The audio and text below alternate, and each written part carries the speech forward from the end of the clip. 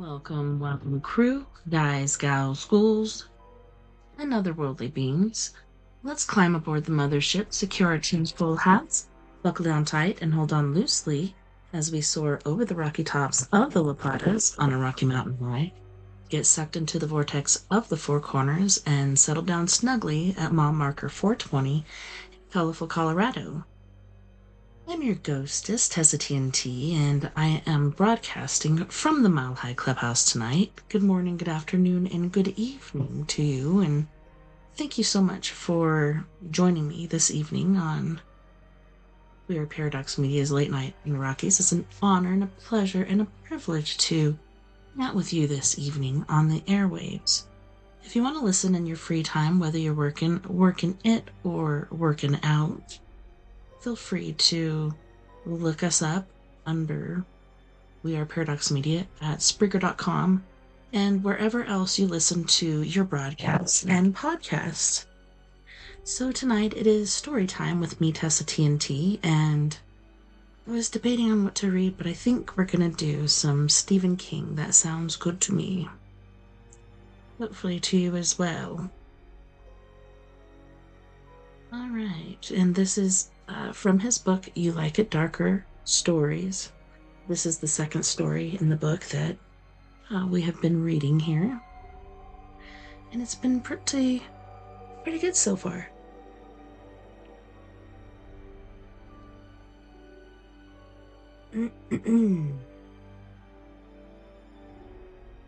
Finn didn't see if it was Doc and Pondo or some other ones.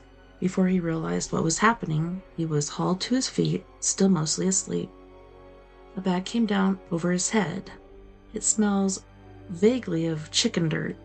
It was propelled forward and slammed into the side of the door. "Whoops, sorry," someone said. "Little off course there, Bobby."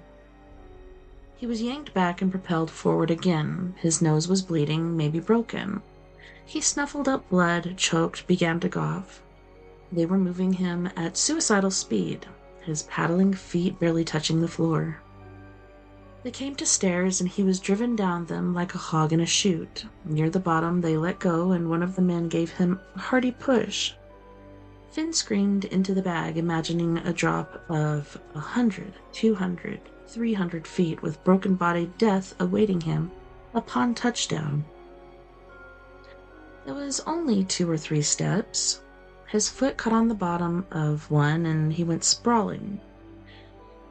He was grabbed again. Every time he pulled in a breath, the bag went into his mouth, and he tasted his own blood, fresh and still warm, set off by a soup con of chicken shit. "Stop it!" he screamed. "Stop it, I can't breathe." "Pull the other one, Bobby," one of them said. "The not breathing part comes later." His knees hit something hard. He was whacked, open-handed, across the back of the neck, and he fell forward onto what felt like a bench. "Gotta flip the omelet so it won't burn," someone said cheerily, and he was turned over. One of his failing hands hit something soft. "Off my crotch, faggot," a new voice said, and he was slapped through the bag. "That's strictly my girlfriend's property." "Please," Finn said. He was crying, trying not to choke on the blood now running down his throat. His nose throbbed like an infected tooth. Please don't. I'm not the guy. I'm not Bobby Donovan." Someone fetched the side of his face. A tremendous whack. "Bobby Feeney, you stupid git." The cloth was draped over the bag. The first voice said, "Here it comes, Bobby." Whoosh. Warm water soaked the cloth, then the bag, then Finn's face.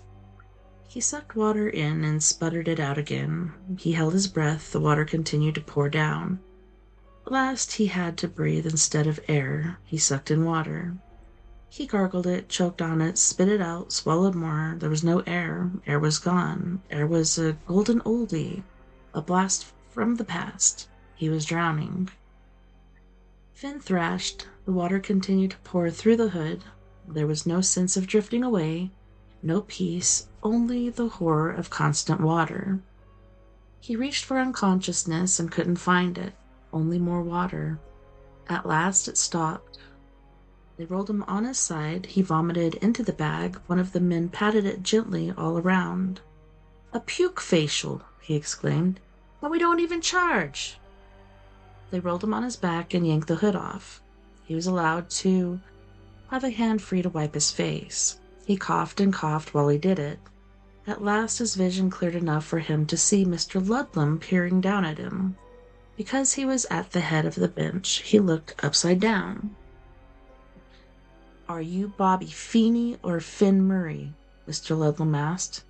Finn was at first coughing too hard to answer. When it eased a little, he said, "Whichever you want. I'll swear to it. Just don't do it again. Please, no more."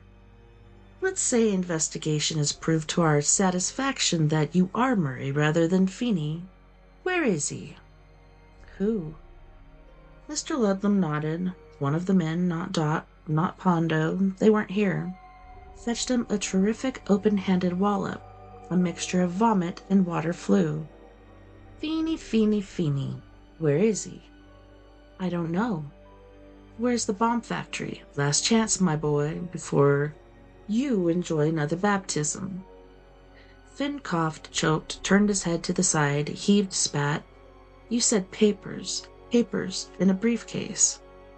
"Papers be damned. Where's the bomb factory?"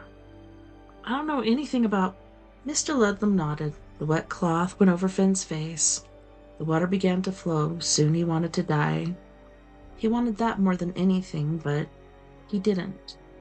At last, semi-conscious, with the puke-stained bag once more over his head, he was brought back to his cell. He was no longer hungry. There was that, at least. The last thing Mr. Ludlam said before closing the door was, "It doesn't have to be this way, Finn. Tell us what Feeney did with the blueprints, and this can end." There were no blasts of music, but Finn was still unable to sleep for a long time. Every time he started to drift, a new coughing fit would shake him awake. The last one was so furious he thought he might pass out, which would be welcome. Anything to escape this nightmare. The skylight high above him sent a few slices of subdued light through the slopped-over black paint. Outside, in a world that was no longer his, it was daytime. Maybe early, maybe late, whichever it was, there were people out there going about their business with no idea that in this cell, a young man with no luck but bad luck was trying to cough water out of his lungs. "For every stroke of bad luck God deals out," his grandma had said, "he gives 2 strokes of the good." "I don't believe it," Finn croaked and finally fell asleep. He dreamed of Pettingill Park. Colleen was on the roundy round. Mary was on the monkey bars, hanging upside down and picking her nose, a habit of which she could not be broken of. Grandma said Marie would pick her nose on her deathbed. That elderly lady sat on a nearby bench with her knitting in her lap as she frowned over her latest word search. Finn climbed the spiral curves of the twisty on his hands and knees, then sat and slid down again and again and again.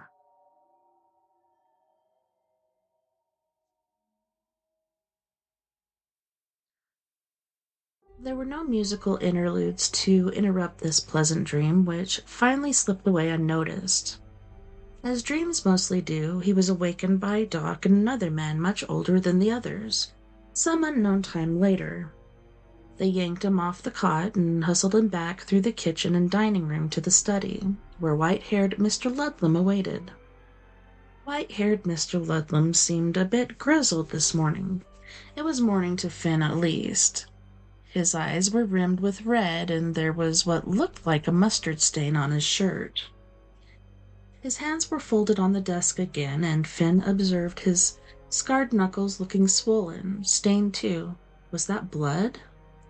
Mr. Ludlam stared at him. Finn stared back, thinking of something else he'd seen on the telly. One of the boring and endless panel discussions on BBC that Finn's mother seemed to enjoy for reasons he and his sisters and Grandma, who liked Coronation Street, EastEnders, and Doctor Who, would never understand. This panel had been talking about enhanced interrogation techniques, aka torture. And one of the panelists, a jolly man who looked like Prince Andrew, might, after a year in a dark room drinking milkshakes and eating double burgers, said that it never worked. Because if the poor fellow don't know what his interlocutors want to find out, he'll make something up, stands to reason. It did stand to reason, and Finn was an inventive lad, inventive enough to have gotten out of any number of minor scrapes at home, in school, and around the neighborhood. But inventive or not, he couldn't think of a story that would satisfy Mr. Ludlam and keep him from another near drowning. Finn could have made up a tale about the missing briefcase. He'd even have added in the blueprints, but was he supposed to say that the missing blueprints were stashed in a briefcase in the bomb factory? That sounded like something from that Pluto board game. And what might come next? Stolen submarine parts? Hacked passwords to the bank accounts of Russian oligarchs? Meanwhile, Mr. Ludlam went on staring. "I'm hungry," Finn blurted. "Could I possibly have something to eat, sir?"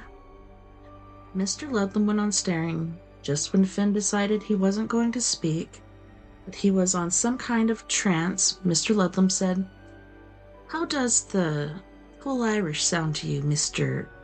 Hurley?" Finn gaped. Mr. Ludlam laughed.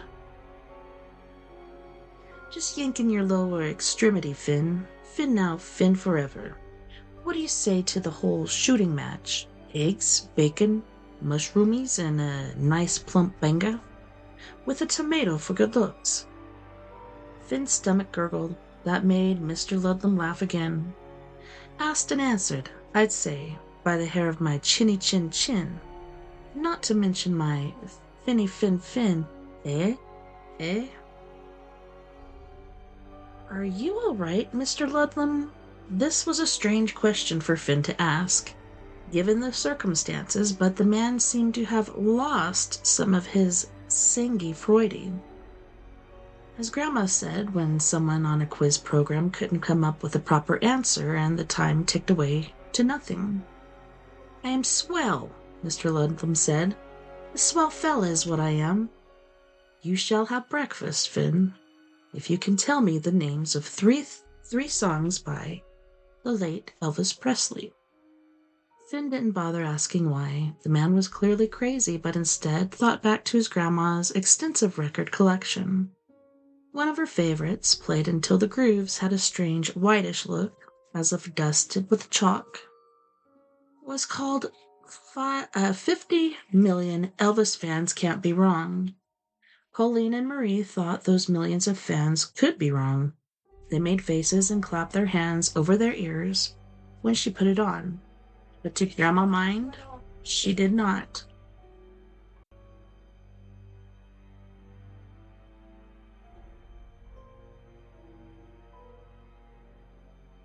He said, "You'll really give me breakfast?"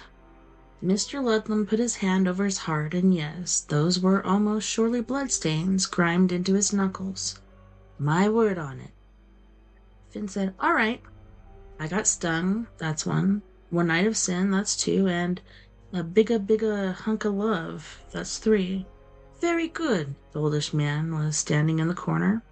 Hands clasped in front of his chinos, Mr. Ludlam turned to him and said, "Breakfast for our friend Finn, marm.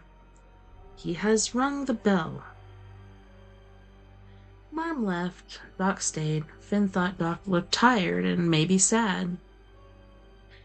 "You know your Elvis songs," Mr. Ludlam said.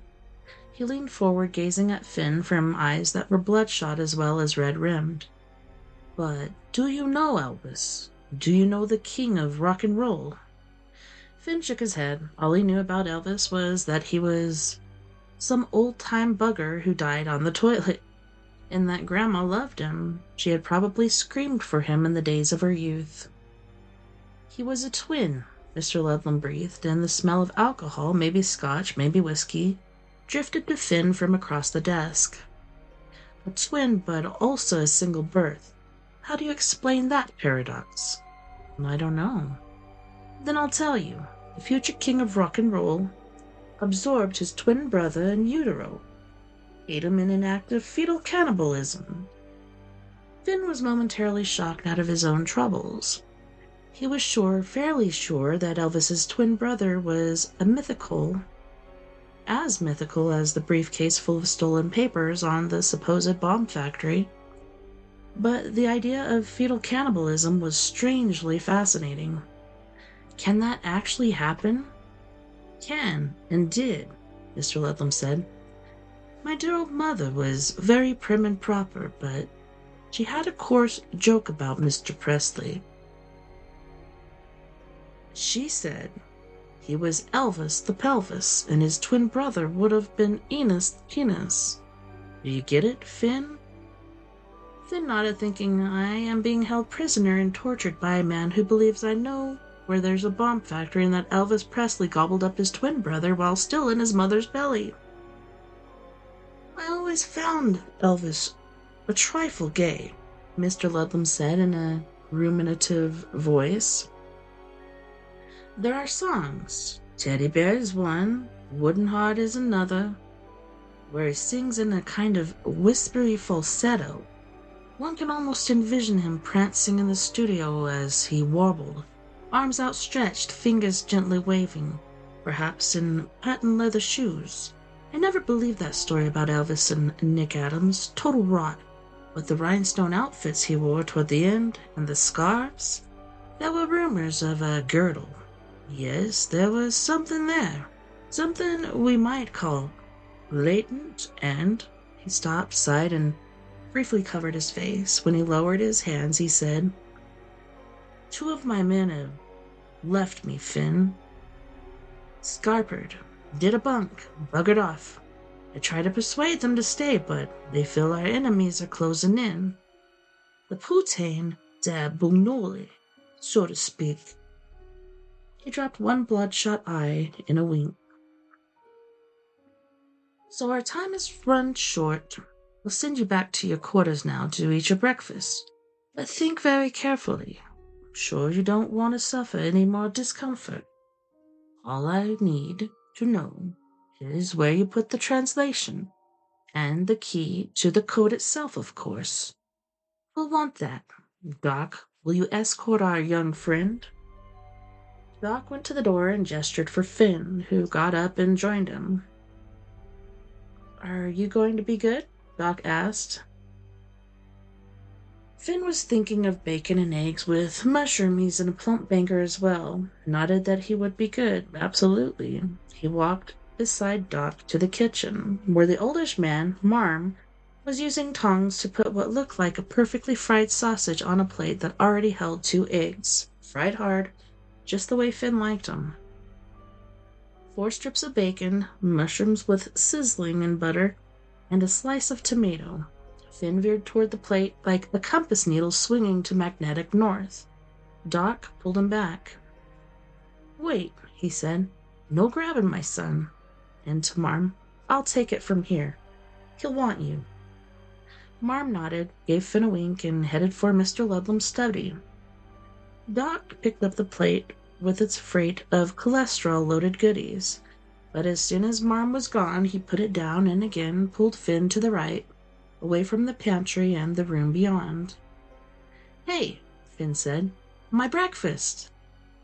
Doc's hand clamped Finn's elbow hard enough to hurt. He dragged Finn to a door between the sink and the refrigerator. They emerged in an alley. Finn smelled fresh air, pinged with gasoline. The black tradesman's van was there, the engine running. Mr. Weasel was behind the wheel. When he saw them, he went between the seats into the back. The rear doors flew open. Hurry the fuck up, Lando said. No fear, he'll be in the jakes, Doc said. Yeah, but he don't stay in there long these days, and he ain't entirely stupid even yet. Get in here, son. Finn had time for one amazed look at the thin slice of blue sky above the alley. Then stumbled into the back of the van. His legs were stiff, and he went sprawling, half in and half out. Hondo grabbed him and hauled him the rest of the way. From his back pocket he pulled a black hood. Put this over your head, no argument. This ain't the time. Finn pulled the bag over his head. His hands were trembling. One of them, Doc, he thought, shouldered into him, and he went down on his arse, head banging the side of the van hard enough to see stars inside the bag. The door slammed shut. Whoa, Doc snarled. And mind you don't get us into a accident. Finn heard Pondo return the driver's seat and squeak of springs as he sat down. The van started to move. There was a pause at the end of the alley, and then a hard right turn. Doc thumped down beside Finn with a sigh. Fuck me for a criminal, he said. While Finn thought, what else would you call yourself? Are you taking me somewhere to kill me? The idea actually didn't seem so bad, not compared to being face up on a drowning board with a sopping towel across his face. Doc gave a brief grunt of what might have been laughter. If I'd wanted you dead, I would have let you eat breakfast. The mushrooms are poisoned. What? Poison? Poison? You never heard of it? You thick prat. Where are you? Shut up. There was a left turn, a right, then some of both as they circled at least 2 roundabouts. There was a long pause, at a traffic light, Finn assumed, and Pondo laid on the horn when the cue didn't move quick enough to suit him. Belay that, you numpty, Doc called. On they went.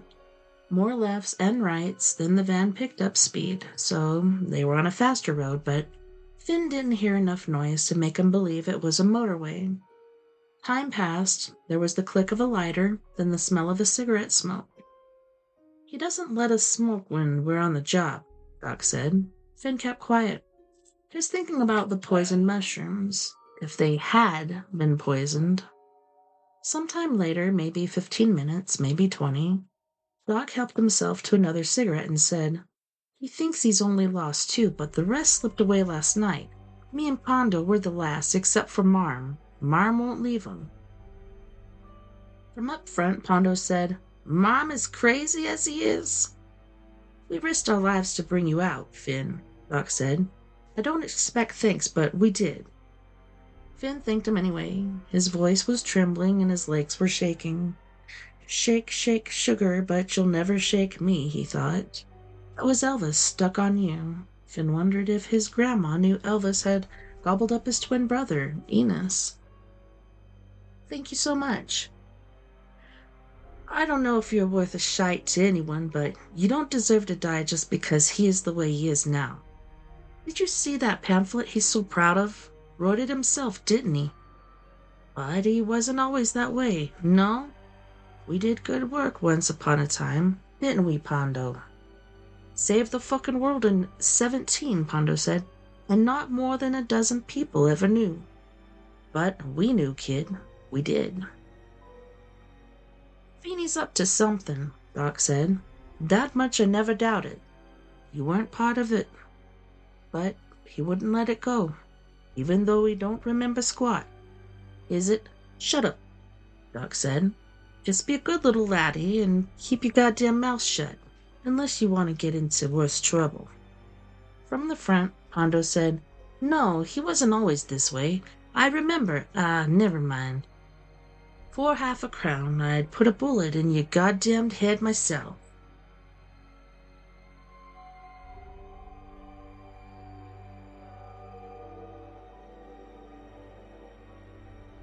Two hours later, at least 2, they came into another room. A biggish one from the sound of the cars and lorries and the voices Finn heard at stoplights. Voices and laughter, the sound foreign to him. At least the van pulled up and Doc yanked the bag from Finn's head. This is your stop, son, and this is for your trouble. He stuffed something into the front pocket of Finn's jeans.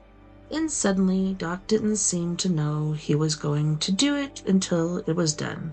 He kissed Finn on the forehead. Keep me in your prayers. I'll need a fucking lot of them. He opened the back doors. Finn stumbled out. The van pulled away while Doc was still yanking the doors shut. Finn looked around like a man waking from a vivid dream. Bicyclists rang a bell and called, Left, on the left! Finn stepped up onto the curb to keep from being hit broadside by an old buffer with a white mustache and a nose like the prow of a destroyer. To his right was the Randolph Street newsagent's, where he bought Grandma's word search books and sometimes, if he was feeling generous, an OK, or a heat for his sisters. Next to it was the Your Best Chippy. Finn hadn't spent half a fortune in there over the last 10 years. He was less than a mile from home. He walked that way slowly, looking around, meeting the eyes of other pedestrians. Most looked away at once, surely believing they were crossing gazes with a crazy street person. Looking at the sky, looking in every window. I'm alive, he thought. Alive. Alive. Alive. He also looked over his shoulder several times, making sure there was no sign of the black tradesman's van.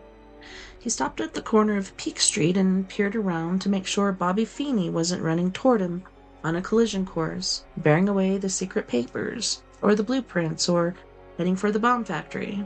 No one was there. He reached into his pocket and brought out a wad of banknotes, green euros, 40 or more. He stuffed the wad back into his pocket. For every stroke of bad luck, 2 strokes of good luck, Grandma had said. Well, he had at least 4,000, that was 1 stroke, and he had his life, that was another. Home was only 2 blocks down and 1 street over. They would be worried about him for all they knew. His mother had flown home early from her big business thingy, but they could wait a little longer. He turned back along Peak Street to Emberley. Then from Emberley to Jane Street. Halfway down Jane was Pettingill Park. It must have been early afternoon of a school day because the playground was empty except for 2 toddlers on the roundy round, who were circling slowly, pushed by either their mother or their minder. Finn sat on a bench. He looked at the twisty and the terrible memory came to him. In his last year of school, Mr. Edgerton assigned them a story by Ambrose Bierce. After they had all read it, presumably not all of Finn's classmates were the reading class, Mr. Edgerton showed them a short film based on a story which was about the hanging of a slave owner in the American Civil War.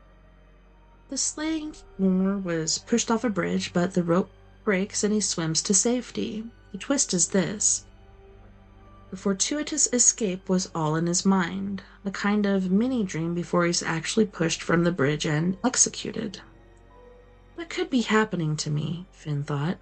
They went too far with the waterboarding and I'm drowning. Only instead of my whole life flashing in front of my eyes as it's supposed to do, I'm imagining that Doc took me out. Pondo drove us away and here I am, in the park. I enjoyed so much as a wee lad, because really, is my escape likely? Is it realistic? You might believe it in a story, but in real life? Was it real life, though? Was it? Finn seized one of his cheeks, still tender from the slaps administered by Doc before Doc's unlikely change of heart. He twisted it hard, it hurt, and for a moment, Pettingill Park seemed to waver like a mirage. That was caused by tears of pain, though, wasn't it?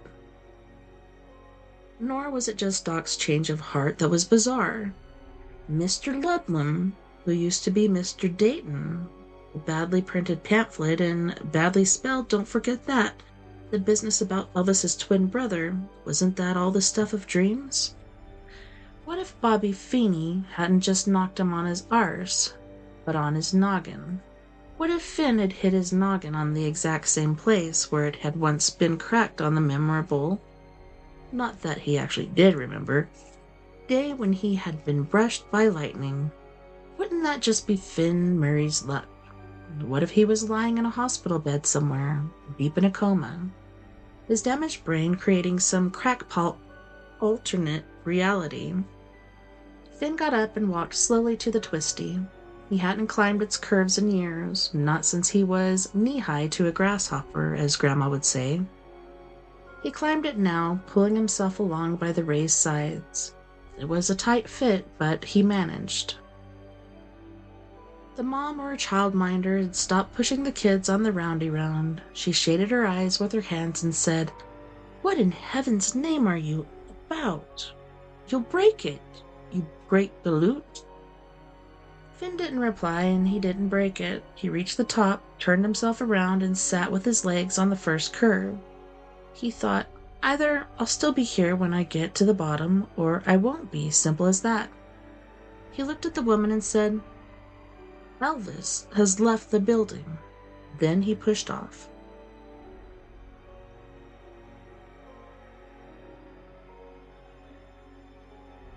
On Slide-In Road. Grandpop's dinosaur of a Buick creeps along the dirt road at 20 miles an hour. Frank Brown is driven with his eyes slitted and his mouth compressed to a fine white line. Corinne is riding shotgun with her iPad open in her lap. And when Frank asks her if she's sure this is right, she tells him everything is fine. Steady as she goes, they'll rejoin the main road in another 6 miles, 8 at most. And from there is just a hop, skip, and a jump to the turnpike. She doesn't want to say that the blinking blue dot marking their location disappeared 5 minutes ago, and the map is frozen in place. They've been married 14 years, and Corinne knows the mouth her husband is currently wearing. It means he's close to blowing his stat. In the spacious back seat, Billy Brown and Mary Brown sit flanking Grandpop, who has his big old black shoes planted on either side of the driveshaft hump. Billy is 11, Mary is 9, Grandpop is 75. A giant pain in the ass as far as his son is concerned, and too old to have such young grandchildren, but there it is.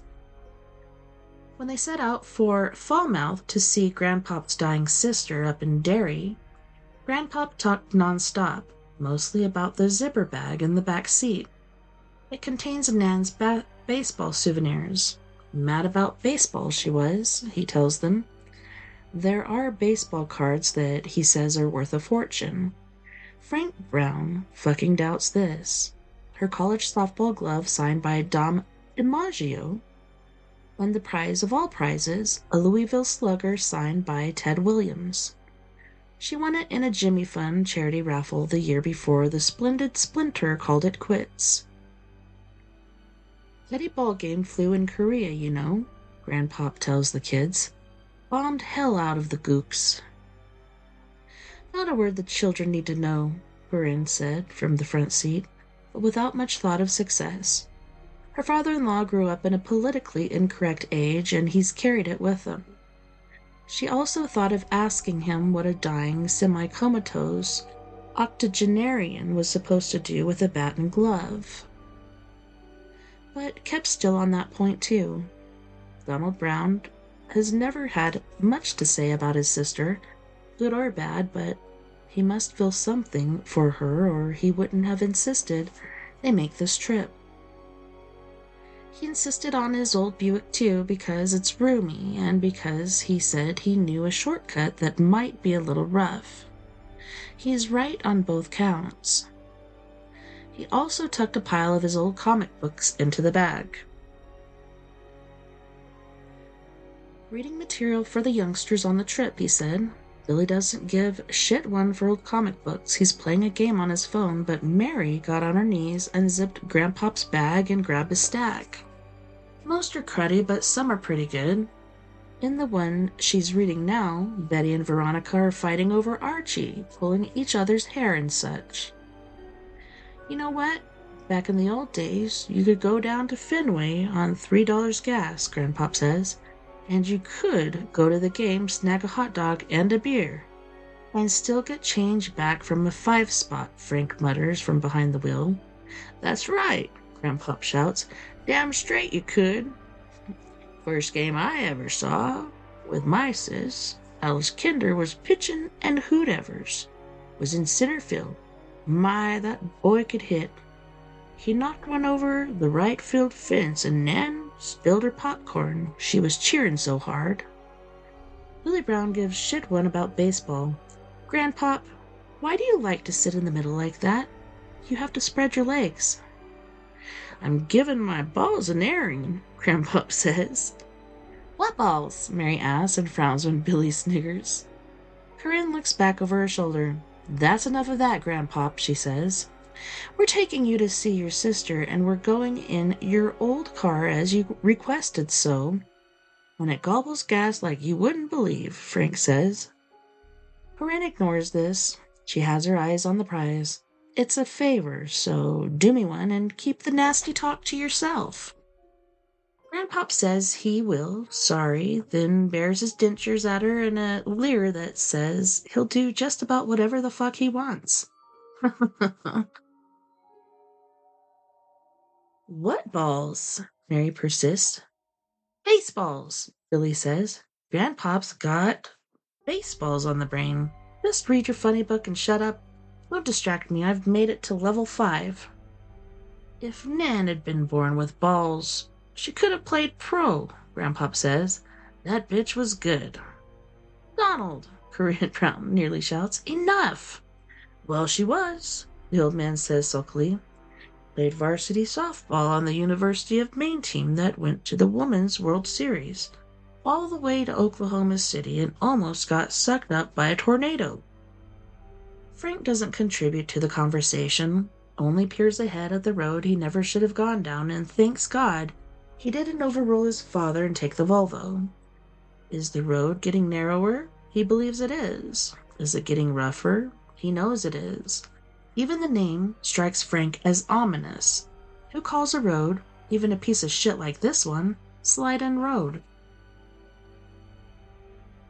Grandpa said it was a shortcut to Highway 196, and Corinne agreed after consulting her iPad, and although Frank is no fan of shortcuts, as a banker he knows they usually lead to trouble, he is initially seduced by the smooth black tar. Soon enough, however, tar gave way to dirt, and a mile or two later the dirt gave way to rutted hardpan lined on both sides by high weeds, goldenrod, and starring sunflowers. They go over a washboard that causes the Buick to shake like a dog after a bath. He wouldn't care if the high-mileage, gas-guzzling, overweening piece of Detroit stupidity shook itself to death, were it not for the possibility of being broken down out here in East Jesus.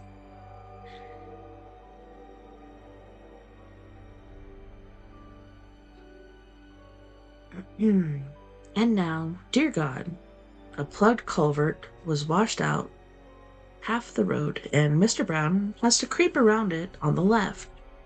The tires on his side barely skirted the ditch. If there had been room to turn around, he would have said, "The hell with this," and gone back, but there is no room. They make it. Barely. How far now? He asks Corinne. About 5 miles. With MapQuest frozen, she has no idea, but she has a hopeful heart, which is a good thing. She discovered years ago that marriage to Frank and motherhood to Billy and Mary weren't what she had expected. And now, as a shitty bonus, they have this unpleasant old man living with them because they can't afford to put him in a retirement. Hope is getting her through. They're going to see an old lady dying of cancer, but Corinne Brown hopes someday to go on a carnival cruise and drink something with a paper umbrella in it.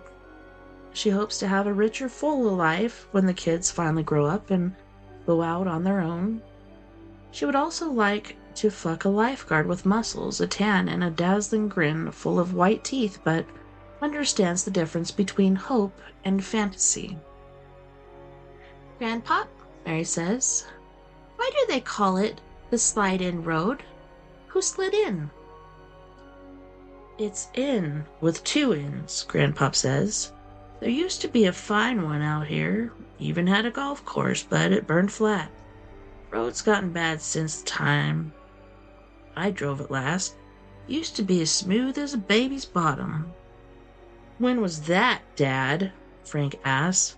When Ted Williams was still playing for the Red Sox, because it sure isn't up to much now. They hit a big pothole. The Buick jounces. Frank grits his teeth. Oops, my dear, Grandpa cries, and when Billy asks him what that means, Grandpa tells him it's what you say when you go over a bump like that. Isn't it, Frank? We used to say that all the time, didn't we? Mr. Brown doesn't answer. Didn't we? Frank doesn't answer. His knuckles are white on the steering wheel. Didn't we? Yeah, Dad. Whoops my fucking dear. Frank, Corinne says in a chiding tone. Mary giggles, Billy snickers, Grandpa bares his dentures in another leer. We're having such fun, Frank thinks. Gee, if this trip could only last longer. If only it could last forever. The trouble with the old bastard, Corinne thinks, is that he still gets a kick out of life, and people who get a kick out of life take a long time kicking the bucket. They like that old bucket. Billy returns to his game. He's reached level 6. He has yet to make it to level 7. Billy, Frank says, have you got bars on your phone? Billy pauses the game and checks. One, but it keeps flickering on and off. Great. Terrific. Another washboard shivers through the Buick and Frank slows to 15. He wonders if he could change his name, ditch his family, and get a job at some little bank in an Australian town. Learn to call people mate and say good day. Look at kids, Grandpa bawls. He's leaning forward and from this position is able to overload both his son's right ear and his daughter-in-law's left. They winced away in opposite directions, not just from the noise, but from his breath. It smells like a small animal died in his mouth, shitting as it expired. He starts, most mornings, burping up bile and smacking his lips afterward as if it's tasty. Whatever's going on inside him can't be good, and yet he exudes that horrible vitality. Sometimes Corinne thinks, I believe I could kill him. I really do, only I think the kids love him. Christ knows why, but they do. Look at there, right over there. One arthritis-bunched finger stabs out between Mr. and Mrs. Brown. The horny talon at the tip almost rips into Mrs. Brown's cheek. It's the old slide in, what's left of it, right there. I've been there once, you know. Me and my sister Nan and our folks. We had breakfast in our rooms. The kids look dutifully at what remains of the slide-in, a few charred beams and a cellar hole. Mrs. Brown sees an old panel truck up there, parked in the weeds and sunflowers. It looks even older than Grandpop's Buick, the sides caked with rust. Cool, Grandpop, Billy says, and once more returns to his game. Cool, Grandpop, Mary says, and goes back to her funny book. The ruin of the hotel slips behind them. Frank wonders if perhaps the owners burned it down on purpose. For the insurance money, because really, who would want to come out here to spend a weekend or, God forbid, a honeymoon? Maine has plenty of beauty spots, but this isn't one of them. This isn't even a place you go through to get to somewhere else unless you can't avoid it. And they could have. Thus the hair across his ass. What if Great Aunt Nan dies before we get there, Grandpop? Mary asks. She's finished her comic book. The next one is Little Lulu, and she has no interest. Little Lulu looks like a turd in a dress. Well then, we'll turn around and go back, Grandpop says. After the funeral, of course. The funeral, oh God, the funeral. Frank hasn't even thought about how she could be dead already. She might even pop off while they're visiting, and then they would have to stay for the old bird's funeral. He's only brought a single change of clothes, and look out, Corinne shouts, stop! Frank does, and just in time.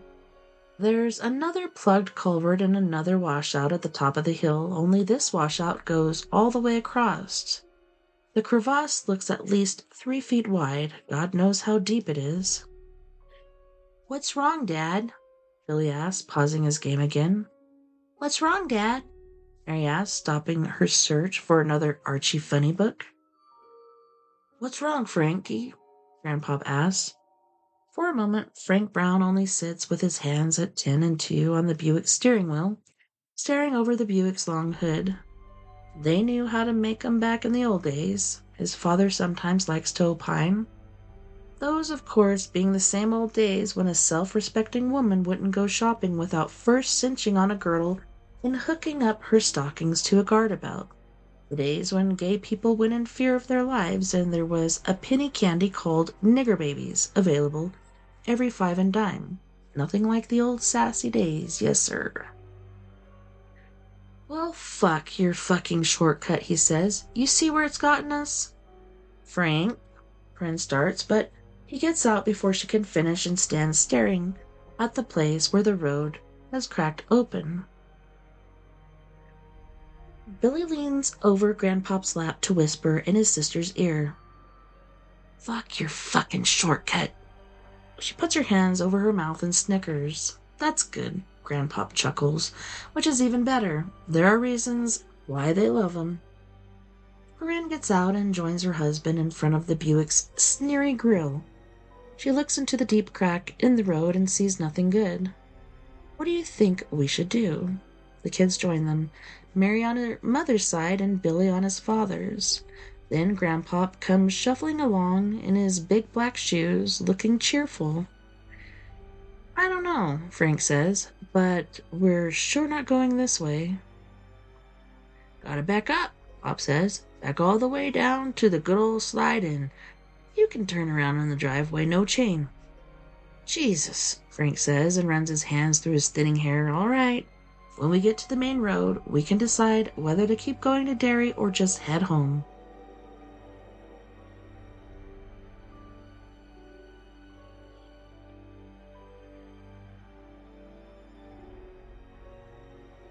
Grandpop looks outraged at the idea of retreat, but after scanning his son's face, especially the red spots on his cheeks and the red line dashed across his forehead, he keeps his trap shut. Everybody back in, Frank says, but this time you sit on one side or the other. Dad, so I can see where I'm going without your head in the way. We had the Volvo, he thinks. I could use the backup camera instead. We've got this oversized piece of stupidity. I'll walk, Grandpop says. It's not but 200 yards. Me too, Mary says, and Billy seconds that. Fine, Frank says. Try not to fall down and break your leg, Dad. That would be the final touch to an absolutely wonderful day. Grandpop and the kids start back down the hill to the burned-out inn's driveway, Mary and Billy holding the old man's hands. Frank thinks it could be a Norman Rockwell painting, and a stinky old bastard shall lead them. He gets behind the Buick steering wheel. Corinne gets in the passenger seat. She puts a hand on his arm and gives him her sweetest smile, the one that says, I love you, you big, strong man. Frank isn't big. He's not particularly strong, and there's not much bloom left on the rose of their marriage. A bit wilted that rose petals are going brown at the edges.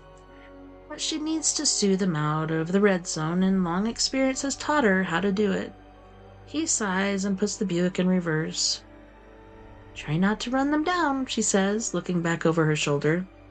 Don't tempt me, Frank says, and begins to creep the Buick backward.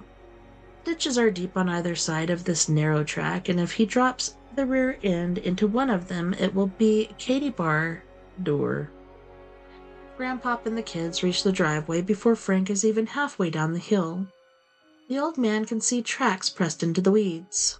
That panel truck looks like it's been there for years, but Grandpop guesses that's not the case.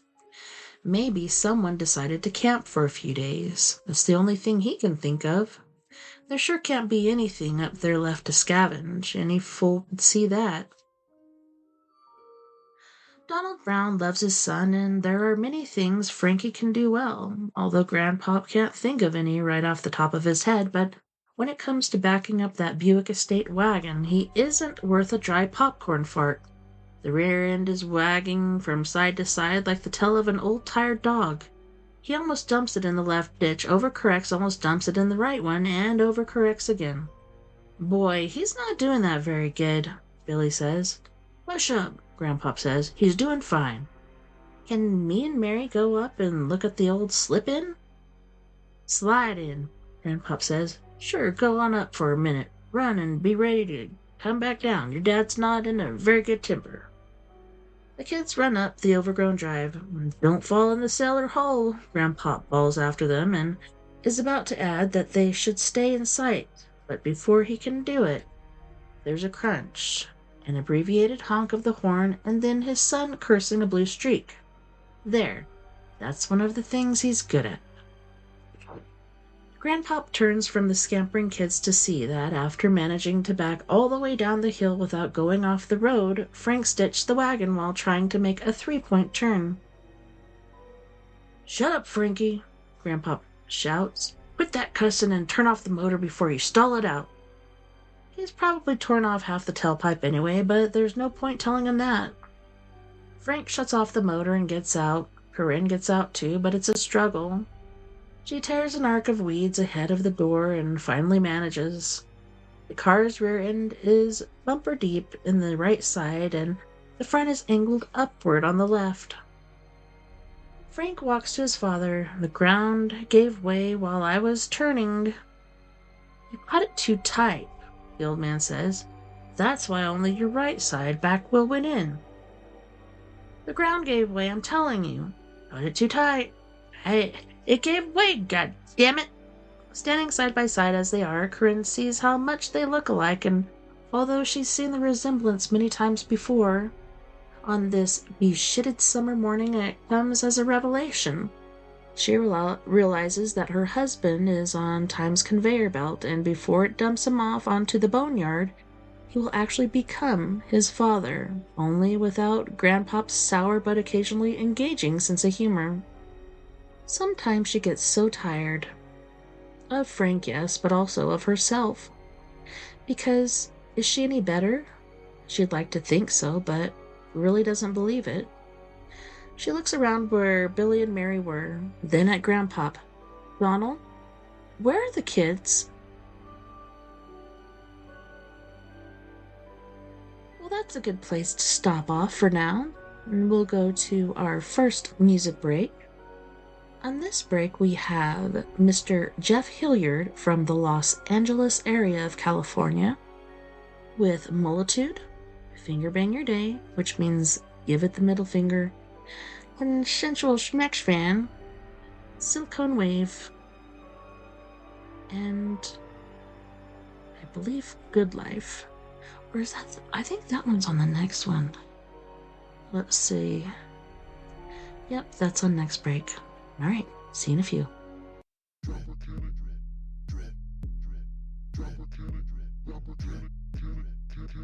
got all the moves, got that multitude. You think it's wrong? Back of the head too long. Fuck that. Check these molar moves. You need a multitude. I can do no wrong. Back of the head long, never gonna cut it. All these hookers sweet on me.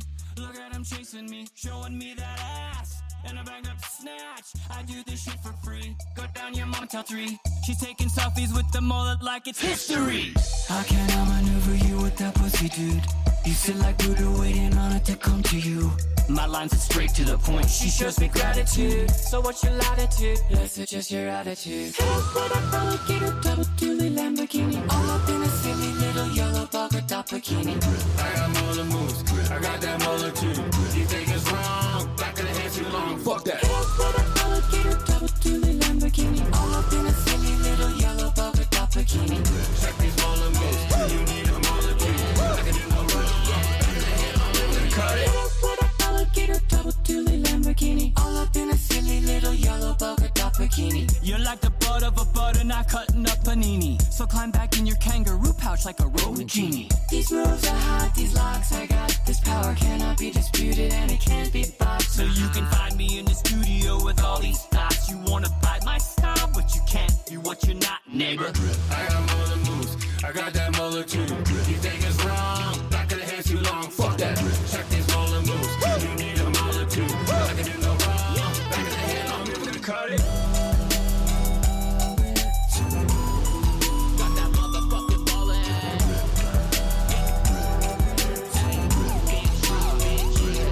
You wanna touch it? Yeah. Next time you come around here with your bitch ass, just remember how my mullet makes your hoes pussy drip, drip, drip. I got molar moves, I got that multitude. You think it's wrong? Back of the head too long. Fuck that.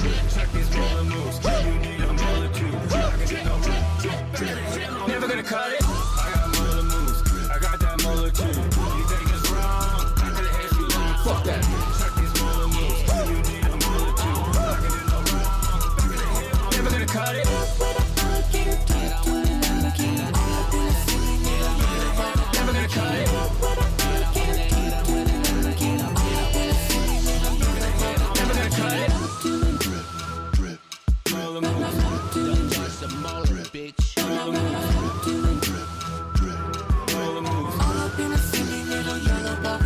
cut it.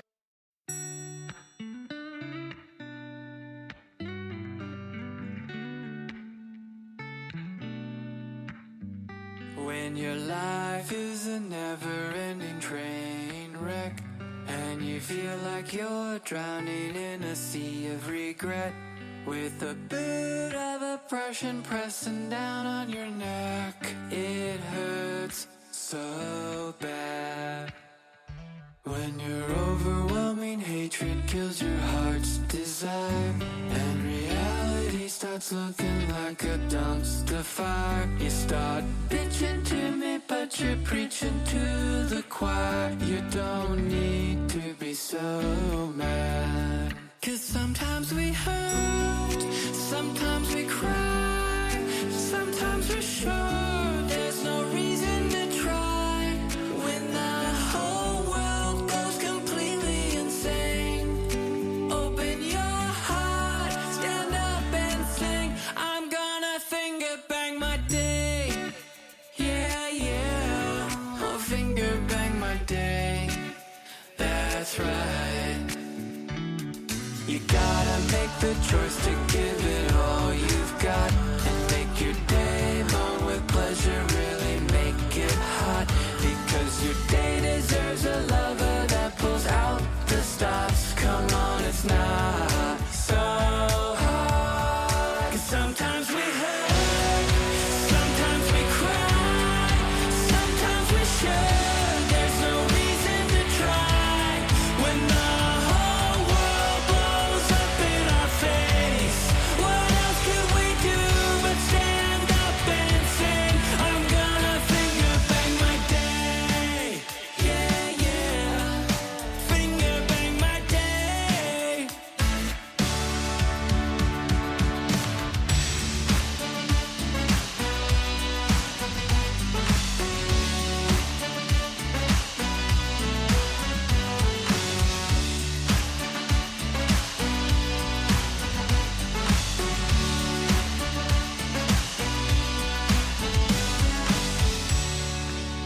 Hey, what are we really doing? We can't live in a world that has this much hate. We have to get honest with ourselves. We have to take stock in what our part is in all of this madness. We have to let go, and we focus on giving love, setting that intention. And each and every single one of us gets up every day with the intention to give love. And we do it. We go out there and we give love every single day. Each one of us gets out there and makes love to our day, giving our day a multiple orgasm. The whole world will be orgasmic for the rest of eternity. Sometimes we hurt, sometimes we cry, sometimes we're sure there's no reason to try. When the whole world is fucking insane, we open our hearts, stand up and sing. I'm gonna finger bang my day. Finger bang my day. Finger bang my day. Let's open our hearts, stand up and sing. I'm gonna finger bang my day. Yeah, yeah. Finger bang my day.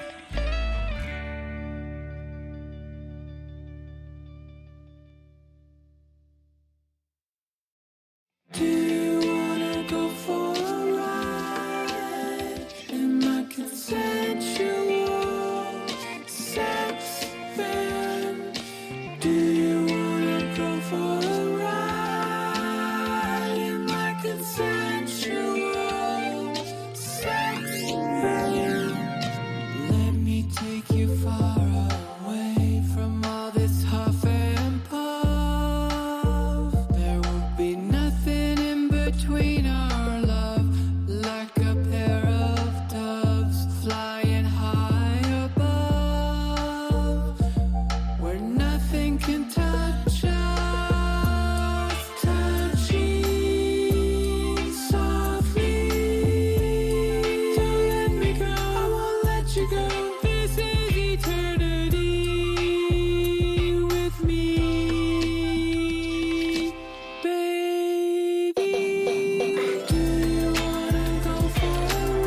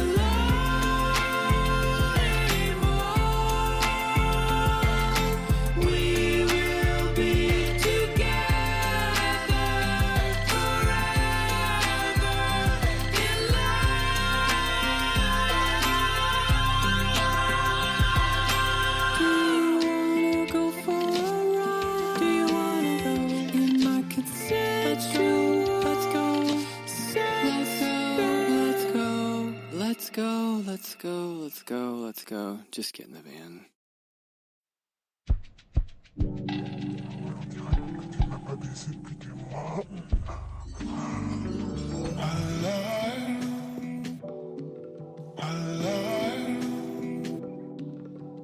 I just got a package, I can't wait to get home. I spent all day tracking the shipment on my phone, all that she was lacking.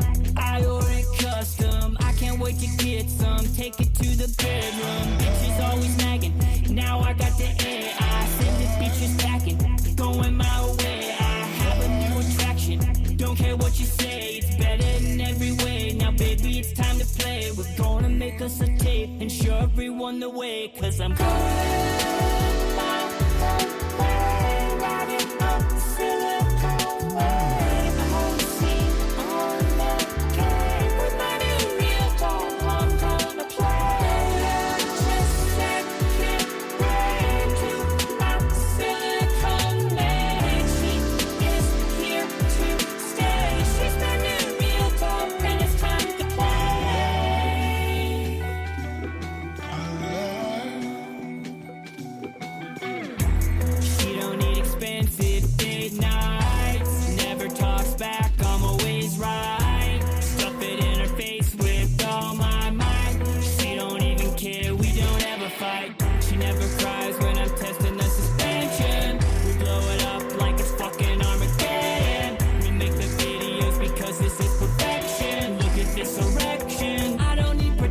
cause I'm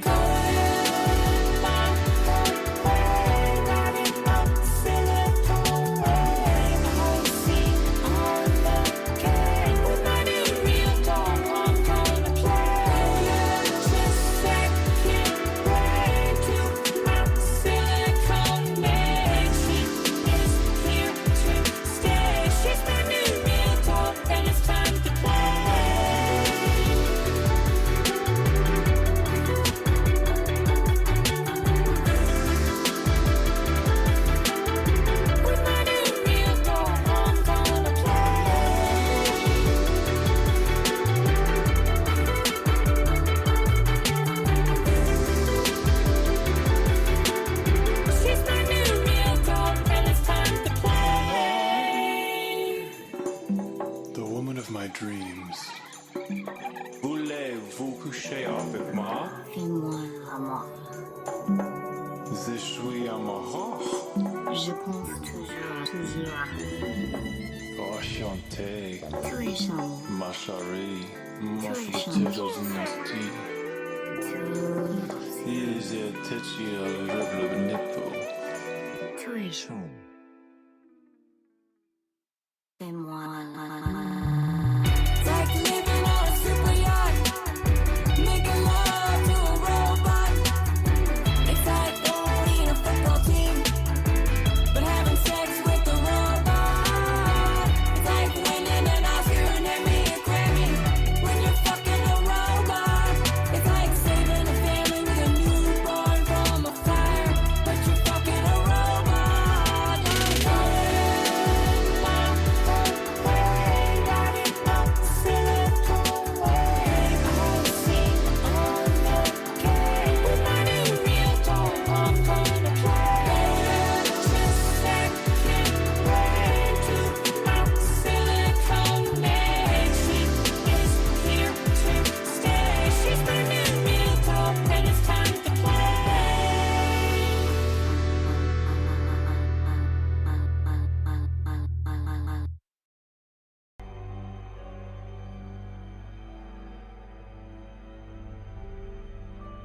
Welcome back, and thanks so much for hanging out with me tonight on We Are Paradox Media's Late Night in the Rockies.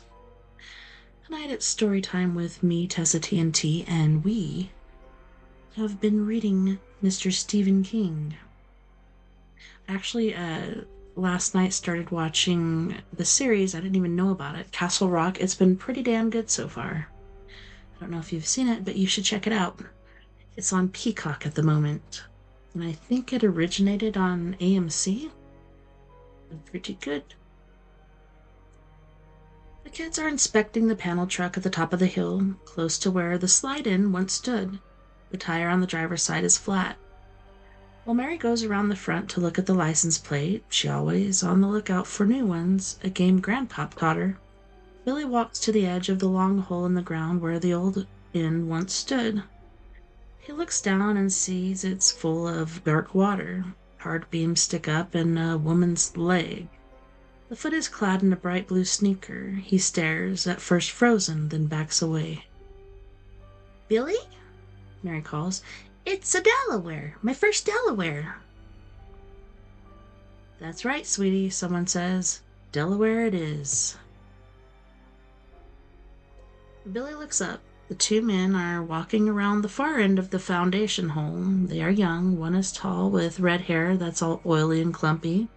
He has a lot of pimples. The other one is short and fat. He's got a bag in one hand and looks like Grandpa's old bowling bag, the one with Rolling Thunder on the side and fading blue letters. This one has no writing on it. Both men are smiling. Billy tries to smile back. He doesn't know if it really looks like a smile or more like a kid trying not to scream, but he hopes it's a smile. He doesn't want these two men to know he was looking into the cellar hole. Mary comes around the side of the little white truck and its flat shoe. Her smile looks completely natural. Sure, why not? She's a little girl, and as far as she knows, everybody likes little girls. "Hey," she says. "I'm Mary. This is my brother Billy. Car went in the ditch." She points down the hill at where her father and Grandpapa are looking at the back end of the Buick, and her mother is looking up at them. "Well, hi there, Mary," says the redhead. "Good to meet you." "You too, Billy." The fat young man drops a hand on Billy's shoulder. The touch is startling, but Billy is too scared to jump. He holds on to his smile with all his might. Yep. A little problem there," the fat man says, peering down. And when Corinne raises one hand tentatively, the fat one raises his in return. "Think we could help, Galen?" "I bet we could," says the redhead. "We've got our own problem, as you see," and he points to the flat tire. "No spare."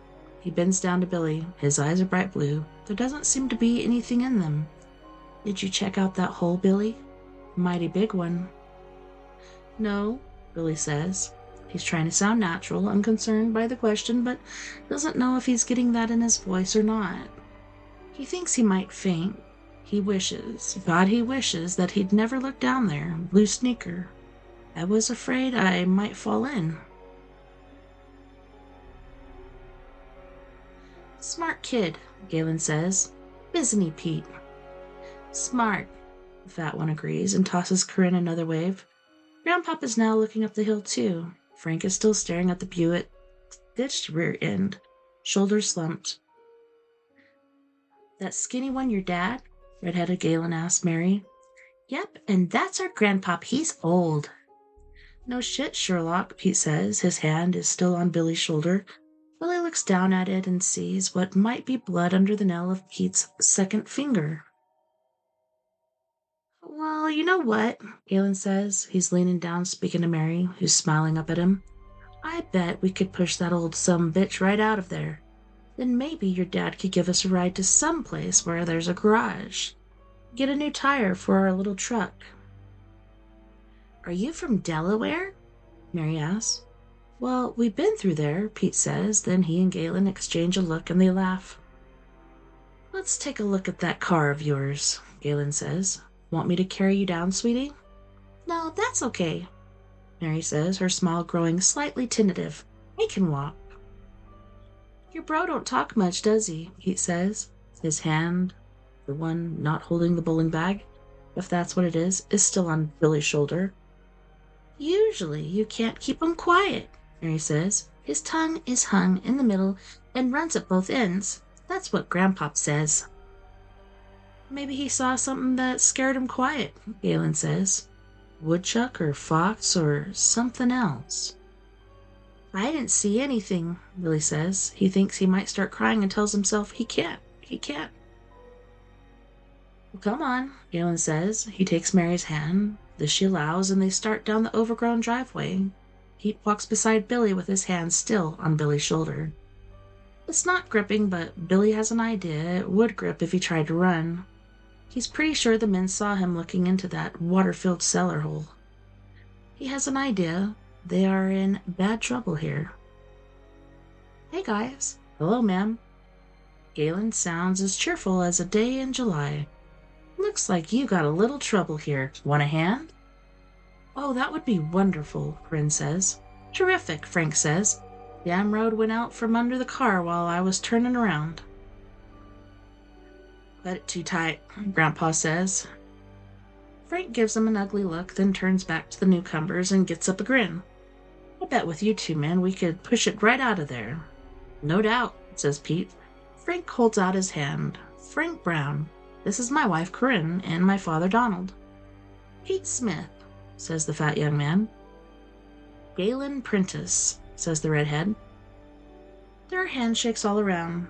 Grandpa mutters, "Meetcha," but hardly gives them a glance. He's looking at Billy. Ma'am, Galen says, why don't you take the wheel? Me and Pete and your handsome hubby here can push while you steer.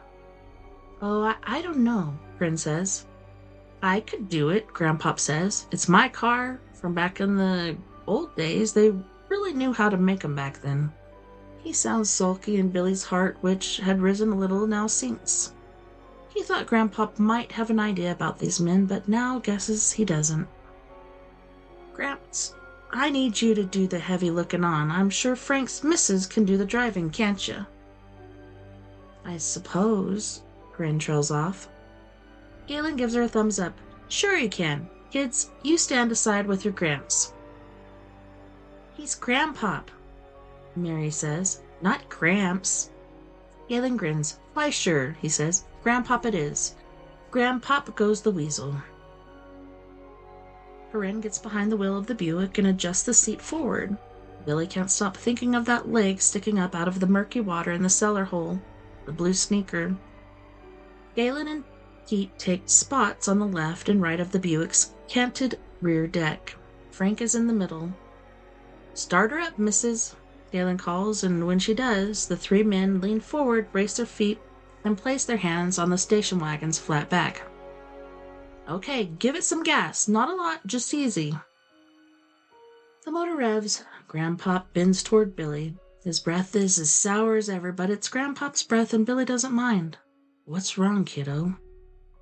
Dead lady, Billy whispers back, and now the tears come. Dead lady in that hole up there. Little more, Fat Pete yells. Goose the bitch. Corinne gives it more gas, and the men push. The Buick's rear tires start to spin, then take hold. The estate wagon comes out onto the road. Whoa, whoa, whoa, Galen shouts. Billy has a sudden, confused wish that his mother would just drive away and leave them, that she would go and be safe, but he stops, puts the Buick in park, and gets out, holding down the hem of her dress with the heel of her palm. Easy peasy, Japanesey, Galen cries. Back on the road and good as new. Only we've still got a little problem, don't we, Pete? Sure do, Pete says. Flat tire on our truck and no spare. Picked up a nail when we drove up there, I guess. He puffs out his stubbled cheeks, now shiny with sweat, and makes a flat tire sound. He put his bag down to push, but now he picks it up and unzips it. Damn, Frank says. No spare, huh? Don't that suck, Galen says. What were you doing up there? Corinne asks. She's left the Buick running, the door open. She looks at her husband, who's smiling his big banker's smile. Then at her two children. Her girl looks okay, but Billy's face is white as wax. Camping, Pete says. His hand has disappeared into his bag that isn't a bowling bag. Huh, Frank says. That's... He doesn't finish, maybe doesn't know how, and no one seems to know how to start the conversation going again. Birds sing in the trees. Crickets rub their ready legs in the high weeds, which is the universe they know.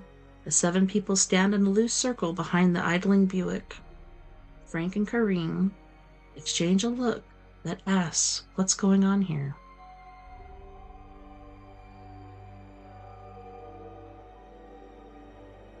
Grandpop knows. He saw men like these in Vietnam, scavengers and skedaddlers. One got stood up against a board fence and was shot by one of his own men after the Tet Offensive, wound down. Clusterfuck with grandchildren he's too old to have will probably never read about in their history books. Frank, meanwhile, jerks to life like a wind-up toy. His "You're alone" is approved smile reappears. He takes his wallet from his back pocket. "I wish we could take you to a garage or something, but I've got a full car, as you can see." "Your missus could sit on my lap," Pete says, and waggles his eyebrows. Frank chooses to ignore this. "I tell you what, we'll stop and send someone back first place we see in the meantime. How does 10 apiece sound for helping us out?" He opens the wallet very gently. Galen plucks it from his hand. Frank doesn't try to stop him. He just stares at his hands, wide-eyed, as if the wallet is still there. As if he could still feel its weight, but now it's invisible. "Why don't I just take all of it?" Galen says. "Give that back," Corinne says. She feels Mary's hand creep into hers, and she folds her own fingers over it. "That's not yours." "Is now." His voice is as gentle as the hand that took the wallet. "Let's see what we got here." He opens it. Frank takes a step forward. Pete takes his hand out of his not a bowling bag. There's a revolver in it. Looks like a .38 to Grandpop. "Stand back, Frankie Wanky," Pete says. "We're doing business here." Galen removes a small sheaf of bills from the wallet. He folds them over, puts them in the pocket of his jeans, then tosses the wallet to Pete. Puts it in the bag. "Gramps, let's have yours." "Outlaws," Grandpop says. "That's what you are." "That's right," Galen agrees in his gentle voice. "And if you don't want me to go upside this boy's head, give me your wallet." That does it for Billy. His bladder lets go and his crotch gets warm. He starts to cry, partly out of shame and partly from fear. Grandpop digs his old, scarred Lord Buxton from the front left pocket of his baggy pants and hands it over. It's bulging, but mostly with cards, photos, receipts going back 5 or more years. Galen pulls out a 20 and a few ones, stuffs them in his pocket, and tosses the Lord Buxton to Pete. Into the bag it goes. "Ought to clean it out once in a while, Grampy," Galen says. "That's one slutty billfold." "Says the man who looks like he washed his hair last Thanksgiving," Grandpop says, and quick as a snake striking out of a bush, Galen slaps him across the face. Mary bursts into tears and puts her face against her mother's hip. "Stop that," Frank says, as if the thing is not already done, and his father bleeding from the lip and nostril. Then in the same breath, "Shut up, Dad." "I don't let folks sass me," Galen says. "Not even old men. Old men should especially know better. Now, Corinne, let's get your purse out of the car. Your little girl can come with us." He takes Mary by the arm, the pads of his fingers sinking into her scant flesh. "Let her alone," Corinne says. "You're not in charge here," Galen says. "Tell me what to do again, and I'll change your face." "Pete, make Frank and his father stand together, shoulders touching, and if either of them moves..." Pete gestures with the revolver. Grandpop shuffles next to his son. Frank is breathing through his nose in quick little snorts. Grandpop wouldn't be surprised if he passed out. "You saw it, didn't you?" He'd ask Billy. "Fess up." "I didn't see anything," Billy says through his tears. "Blubbing like a baby and can't help it. Blue sneaker." "Liar, liar, pants on fire," Pete says. He laughs and ruffles the boy's hair. Galen comes back, folding more bills into his pocket. He's let go of Mary. The girl is clinging to her mother. Corinne looks dazed. Grandpop doesn't waste time looking at his people. He's watching Galen rejoin Pete, needing to see what passes between them, and he sees pretty much what he expected, and no sense pretending otherwise. They can take the Buick and leave the Brown family, or they can take the Buick and kill the Brown family. If caught, these two will get life in the shank, no matter what kind of score they ran up. "There's more," Grandpop says. "What's that?" Galen asks. He's the talker. His fellow outlaw seems to be the fat silent type. More money, quite a bit. I'll give it to you if you let us be. Just take the wagon and let us be. How much more? Galen asks. Can't say for sure, but I put it around 3,300. It's in my go bag. Why would an old fuck like you be driving around the willy wags with 3,000 and change? 'Cause of my sister Nan. We're going up to Derry to see her before she passes away. Won't be long if it hasn't happened already. She's got the cancer. It's all through her. He just put his not-a-bowling bag down again. Now he rubs two of his fingers together and says, This is the world's smallest violin playing. My heart pumps purple piss for me. Grandpa pays no attention. I cashed out most of my Social Security to pay for the funeral. Nan hasn't got squad, and they give you a discount if you pay cash. He pats Billy's shoulder. This boy looked it all up for me on the internet. Billy did no such thing, but except for another chest-hitching sob or two, he keeps quiet. He wishes he and Mary had never gone up to the slide-in, and when he looks at his father through blurry eyes, he feels a moment of bright hate. It's your fault, Dad, he thinks. You ditched the car, and these men stole our money, and now they're going to kill us. Grandpa knows. I could see he does. Where's your go bag? Galen asks. In back with the rest of the luggage. Get it. Grandpa goes to the Buick. He gives a grunt as he raises the trunk lid. That's his back trying to cramp up. Back goes first, Pecker goes last. Everything else in between. His own father used to say.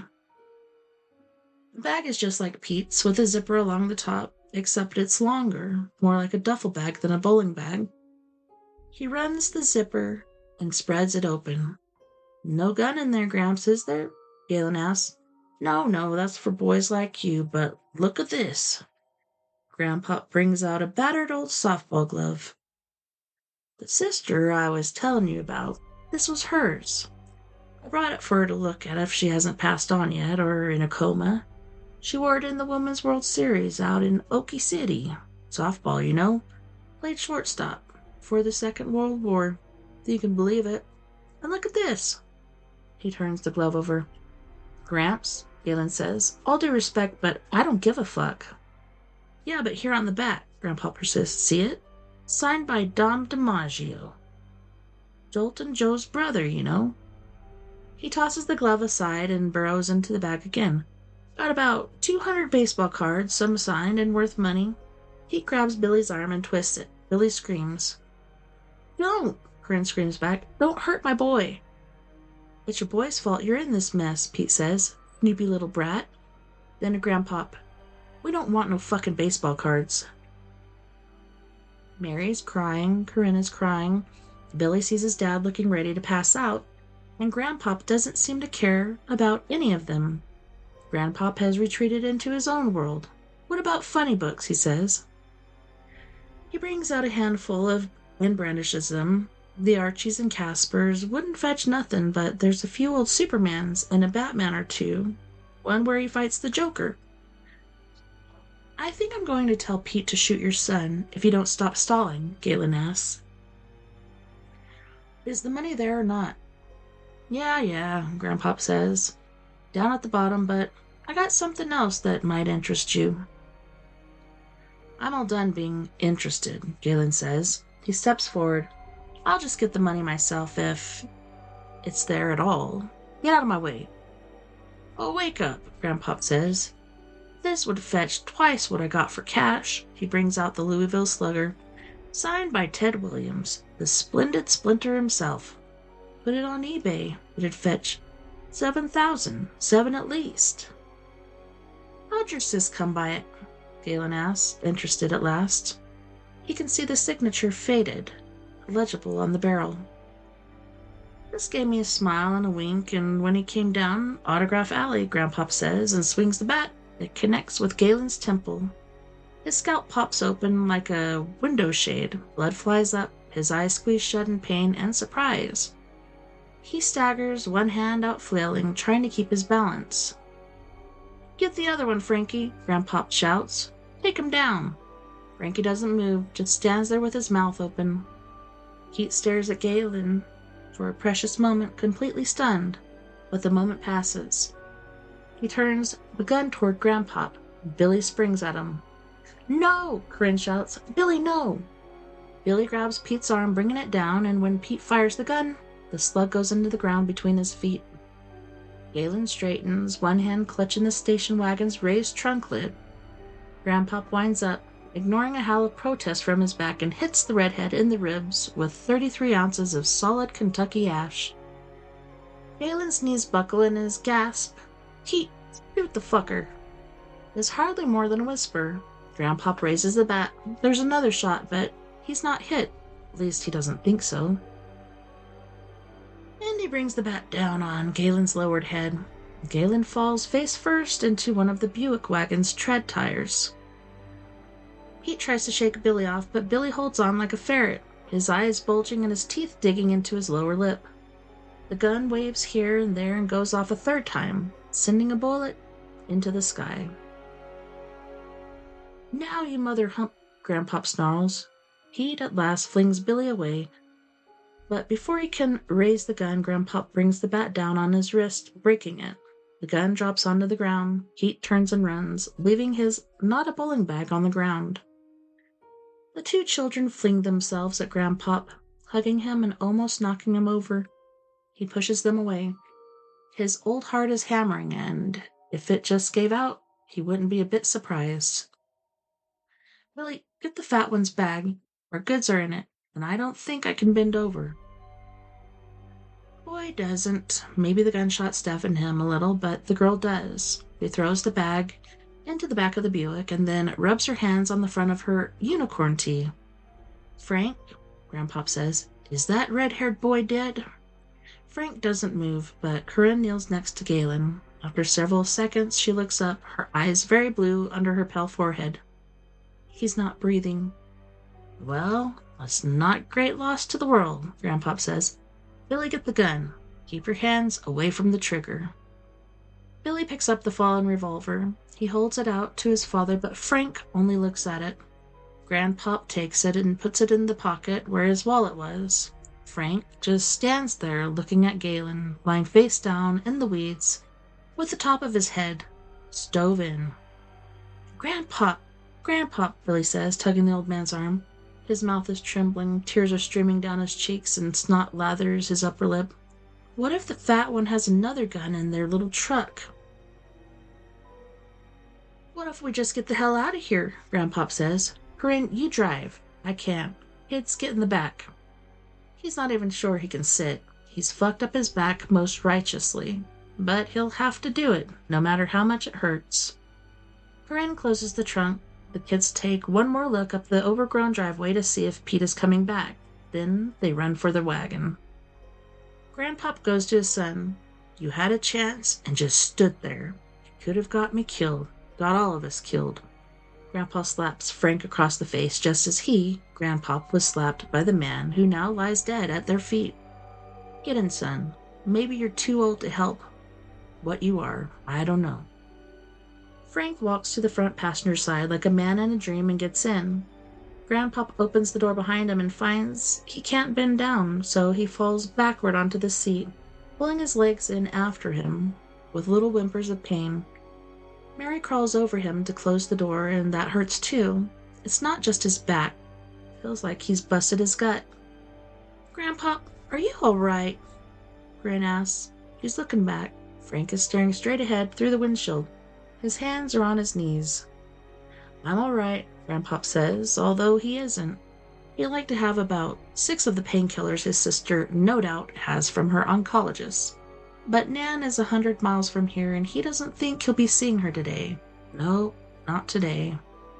Drive. Did you really have that money, Grandpop? Billy asks as his mother starts back the way they came, going much faster than Frank dared to, wanting to put the slide-in behind them, and slide-in road, that too.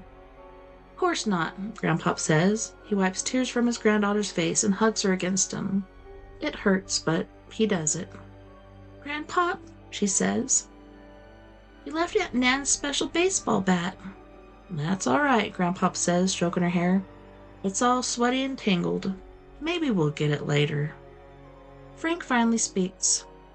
We passed a little store on 196 just before we turned off. I'll call the police from there. He turns and looks at the old man. There's a red mark on his cheek from the slap. This is your fault, Dad. It's all on you. We had to bring your fucking car, didn't we? If we'd had the Volvo... Shut up, Frank, Gren says. Please, just this once. And Frank does. Thinking of Flannery O'Connor.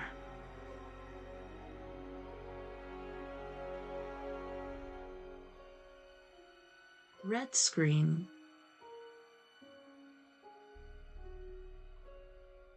Wilson is having a bad morning. He cuts himself shaving and is using a Kleenex to clean away a rill of blood on his chin when Sandy pops her head in to admonish him about leaving the toilet seat up and the cap off the toothpaste. He spills juice on his tie and has to change it. Before he can escape to work, there are several more admonishments. She found beer bottles in the trash instead of the recycling, and he forgot to rinse his ice cream bowl before putting it in the dishwasher. There's another one, but it goes in one ear and out the other without catching on anything in between. Kind of a bummer, all in all. Has he become forgetful and a little slipshod lately, or has she gotten more prickly in the last 6 or 8 months? He doesn't know, and it's too early for such questions. Yet, once in the car and backing down the driveway, he has an idea that elevates his mood. If there's such a thing as bad karma, he may have front-loaded his for the day and from here on. Clear sailing, he exclaims and treats himself to a cigarette out of the pack in the glove compartment. This optimistic idea holds for 15 minutes. Then he gets a call redirecting him to 34th Avenue in Queens. He is told to see the officers, which is never good karma.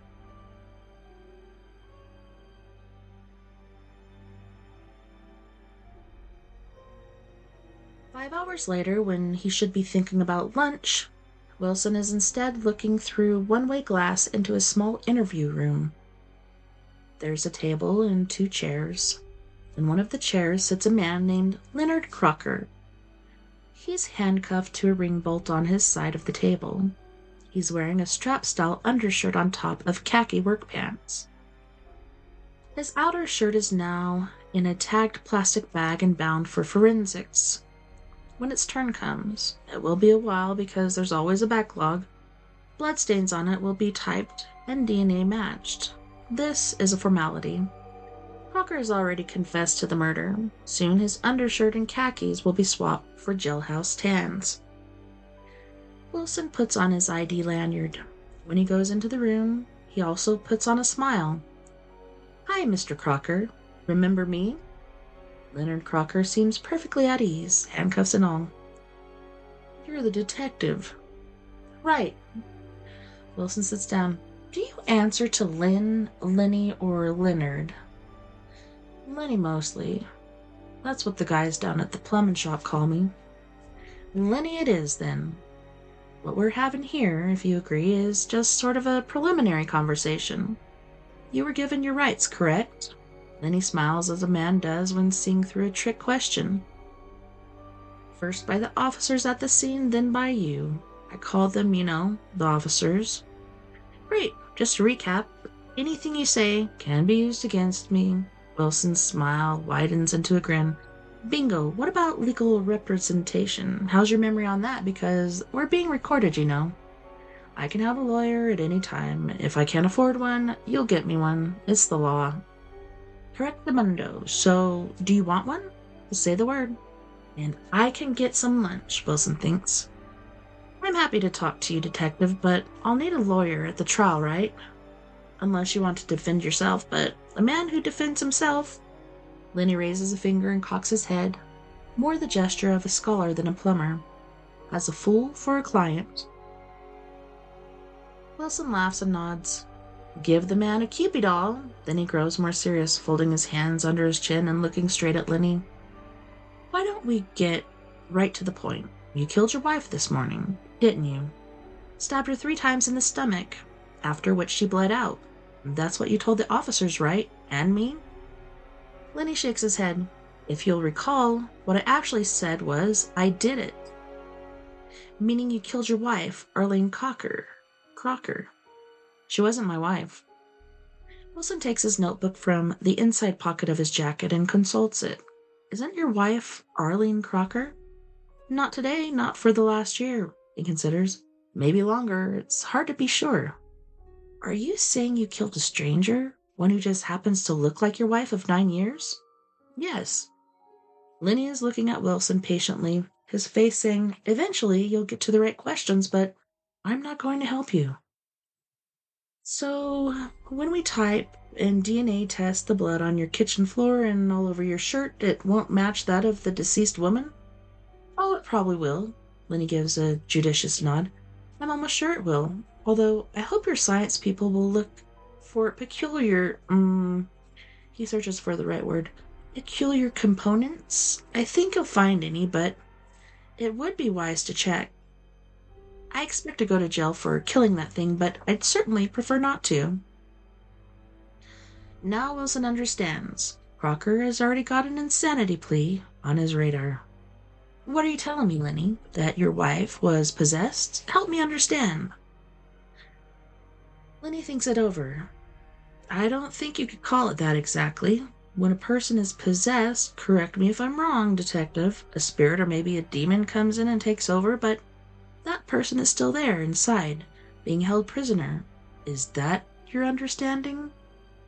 Wilson has seen The Exorcist and a couple of similar movies, so he nods. Pretty much, but that isn't what happened to your wife. No, she died when it came in. They all do. They all? Who all? Not many so far compared to the population of Earth, which is now 8 billion. Can you Google it? But there's more of them all the time. They take over, detective. It's the perfect disguise. We're perfect disguise.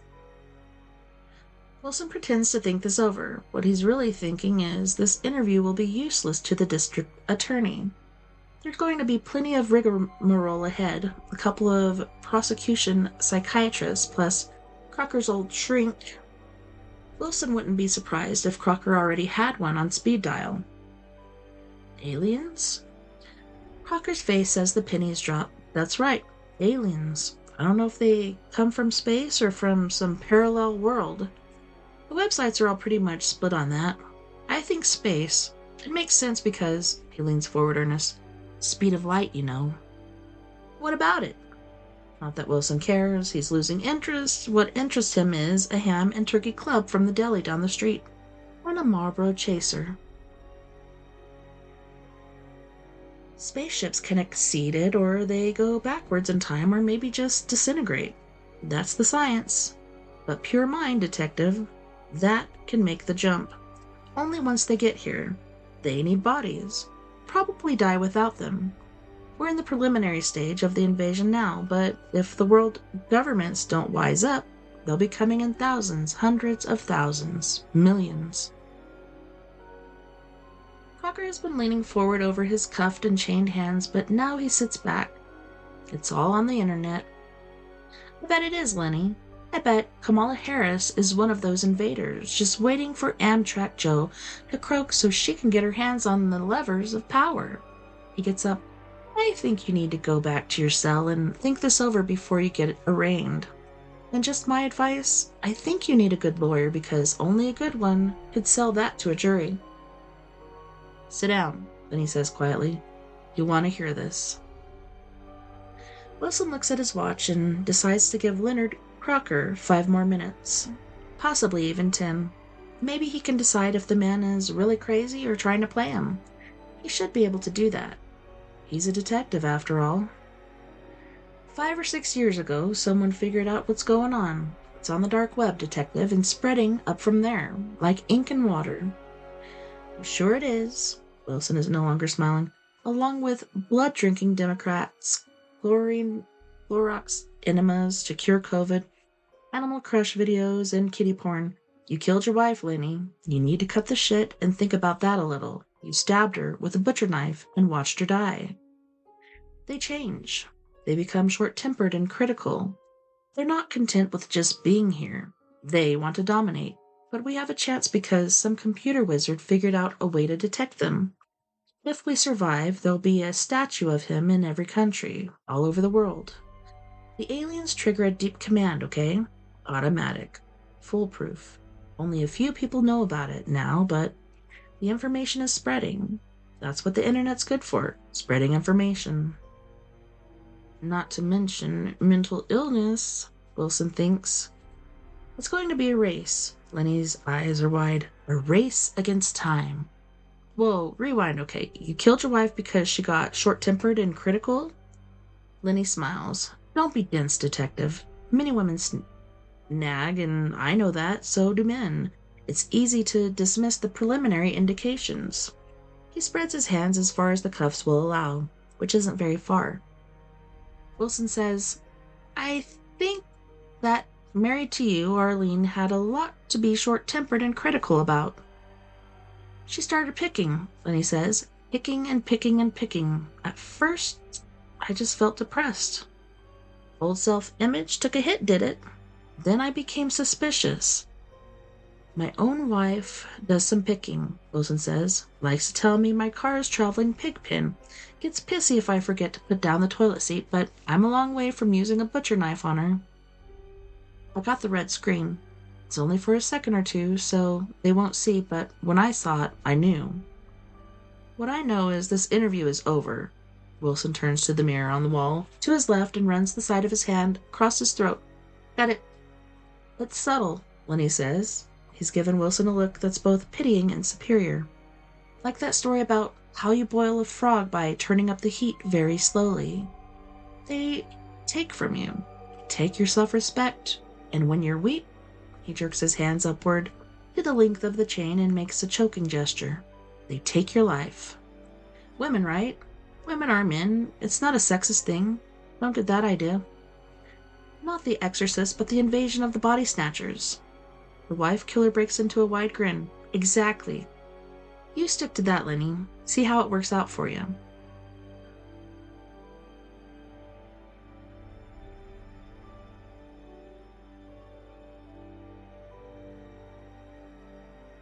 Wilson gets home at 6:45. Sandy's in the living room watching the evening news. One place is set at the kitchen table. It looks lonely. Hey, babe, he calls. Your dinner's in the oven. The chicken's probably dried out. You said you'd be home by 5. Things came up. They always do with you. Did he tell Sandy he'd be home by 5? Wilson honestly can't remember, but he remembers Crocker, probably now cooling his heels in metropolitan detention, saying it's subtle. He gets chicken and potatoes out of the oven and green beans out of the steamer on the stove. He thinks the potatoes will be okay, but the chicken and beans look elderly and unappetizing. Did you pick up the dry cleaning? He pauses. A slice of chicken breast, half cut. Half sawn, actually. What dry cleaning? Gets up and stands in the doorway. Our dry cleaning? I told you last night, Frank. Jesus. His phone rings. He pulls it off his belt and looks at the screen. If the call was from his partner, he would decline, but it's not. It's from Captain Alvarez. I have to take this. Of course you do, she says, and turns back to the living room so as not to miss the latest coronavirus death count. Honest to God. He thinks of going after her, trying to smooth this over, but it's his boss, so he pushes accept. He listens to what Alvarez has to say, then sits down. Are you shitting me? How? His voice brings Sandy back into the doorway. His slumped posture, phone to ear, head bent, one forearm resting on his thigh, brings her to the table. Wilson listens some more, then hangs up. He takes his plate to the sink and dumps everything into the garbage disposer. Perfect fucking end to a perfect fucking day. What happened? Sandy puts a hand on his arm. Her touch light, but very welcome to him. Had a guy in custody who killed his wife. I was at the scene, a real mess, blood all over the kitchen, her lying in it. Back at the station, I did the preliminary interrogation. The door was crazy as a loon. He claimed she was an alien, part of an invasion force. Oh my God. He killed himself. They were doing intake at Medbet. He picked up a pencil, snapped the chain it was on, and stabbed himself in the jugular vein. Alvarez says maybe it was dumb luck, but the intake sergeant says it looked like he knew right where to put it. Maybe he had medical training? Sandy, he was a plumber. That makes her laugh, which makes Wilson laugh. He puts his forehead against hers. It's not funny, Sandy says, but the way you said it. That was funny. Plumber? She laughs again. He fought them, Alvarez said. All the time the blood was pumping out, spurting out, he fought them. When he passed out, they got him to Presbyterian, but it was too late. He'd lost too much blood. Turn off the TV for me, Sandy says. I'll scramble you some eggs. And bacon? Bad for your cholesterol, but tonight, okay.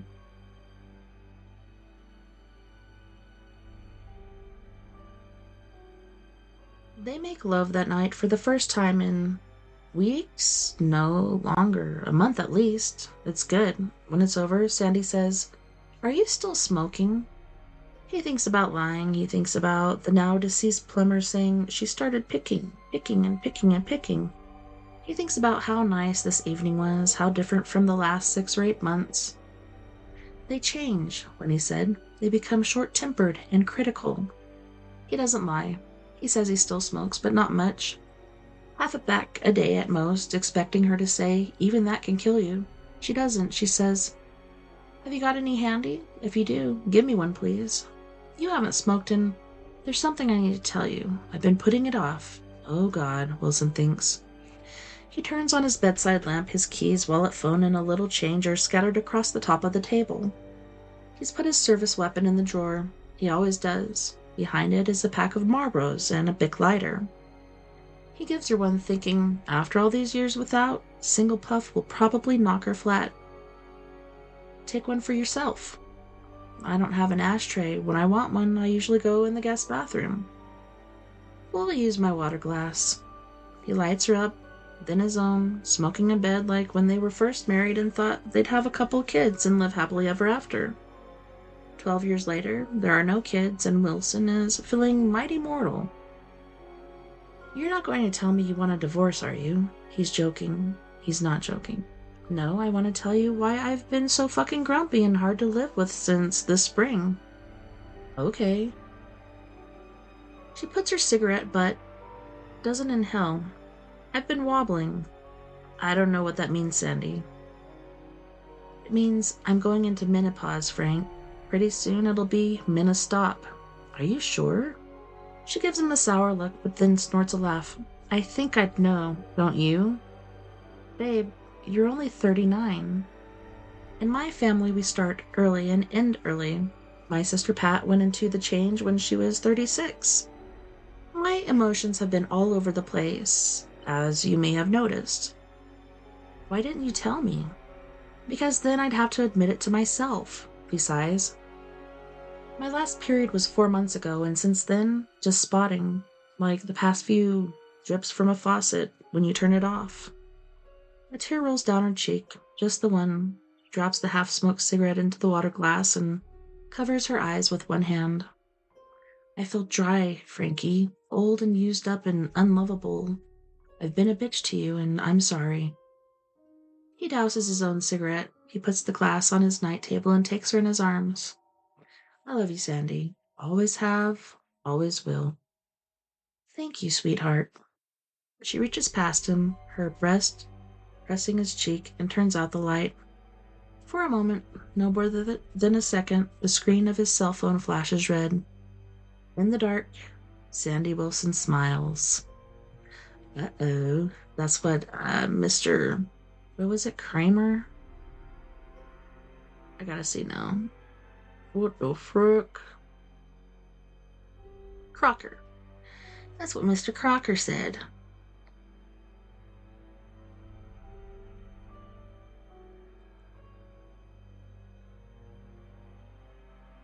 The Turbulence Expert. 1. Craig Dixon was sitting in the living room of a Four Seasons junior suite eating expensive room service chow and watching a movie on pay-per-view when the phone rang. His previously calm heartbeat lost its mojo and sped up. Dixon was unattached, the perfect definition of a Rolling Stone, and only one person knew he was here in his fancy hotel across from Boston Common. He considered not answering, but the man he thought of as the facilitator would only call back and keep calling until he answered. If he refused to answer, there would be consequences. This isn't hell, he thought. The accommodations are too nice, but it's purgatory, and no prospect of retirement for a long time. He muted the TV and picked up the phone. He didn't say hello. What he said was, "This isn't fair. I just got in from Seattle 2 days ago. I'm still in recovery mode." "Understood and terribly sorry, but this has come up and you're the only one available. Sorry came out Thory." Thory. The facilitator had the soothing, put-you-to-sleep voice of an FM disc jockey, spoiled only by an occasional light lisp. Dixon had never seen him, but imagined him as tall and slim, with blue eyes and an ageless, unlined face. In reality, he was probably fat, bald, and swarthy, but Dixon felt confident his mental picture would never change, because he never expected to see the facilitator. He had known a number of turbulence experts over his years with the firm, if it was a firm, and none of them had ever seen the man. Certainly none of the experts who worked for him were unlined. Even the ones in their 20s and 30s looked middle-aged. It wasn't the job, where there were sometimes late hours, but no heavy lifting.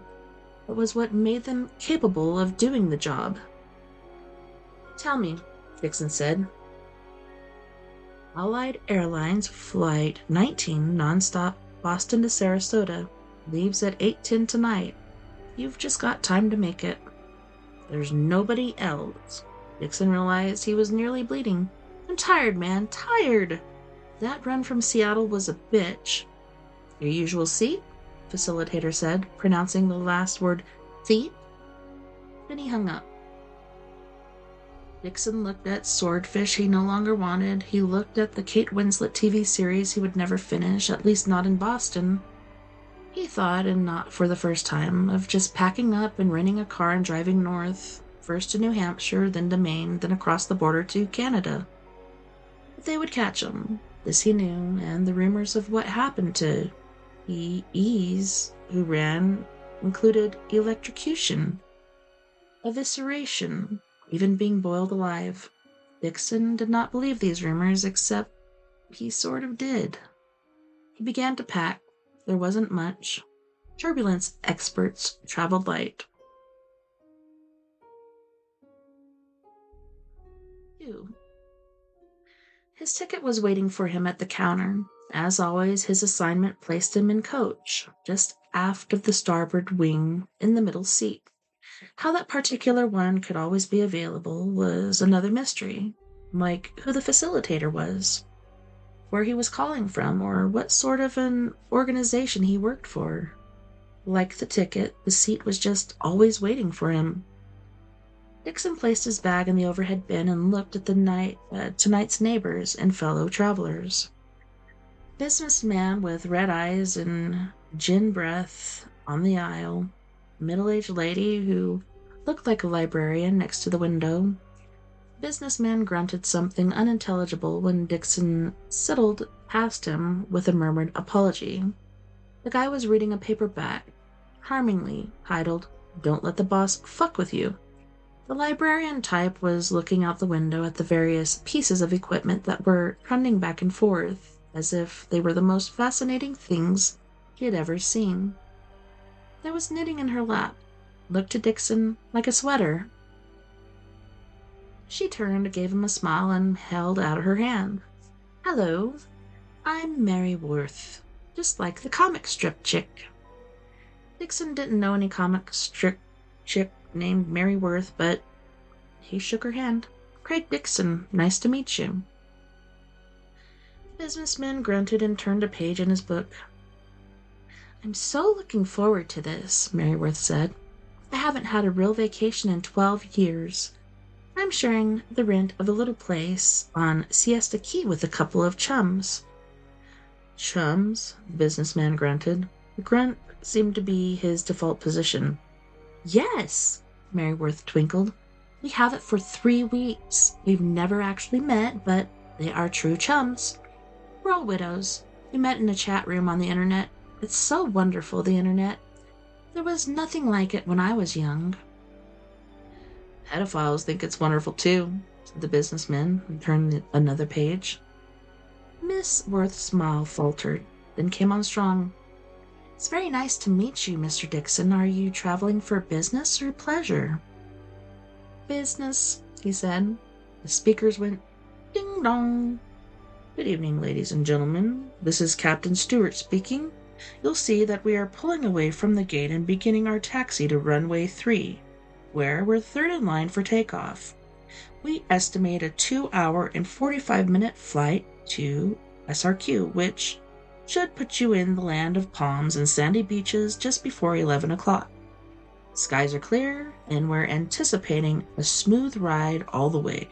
Now I'd like you to fasten your seatbelts, put away any tray tables you may have lowered. Like we had anything to put on them, the businessman grunted. And secure any personal possessions you may have been using. Thank you for flying Allied tonight. We know you have many choices. My ass, the businessman grunted. Never mind your ass, just read your book, Dixon said. The businessman shot him a startled look. Dixon's heart was already beating hard, his stomach was clenched, his throat dry with anticipation. He could tell himself it was going to be all right. It was always all right, but that didn't help. He dreaded the depths that would soon open beneath him. Allied 19 took off at 8:13 p.m., just 3 minutes behind schedule.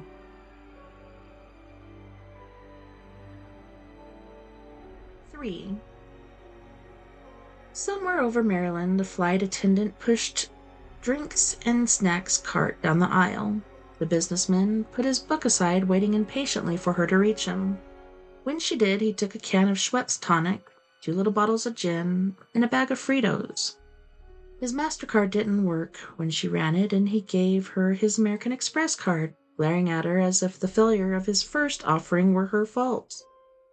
Dixon wondered if the MasterCard was maxed out and Mr. Businessman saved the American Express for break glass in case of emergency situations.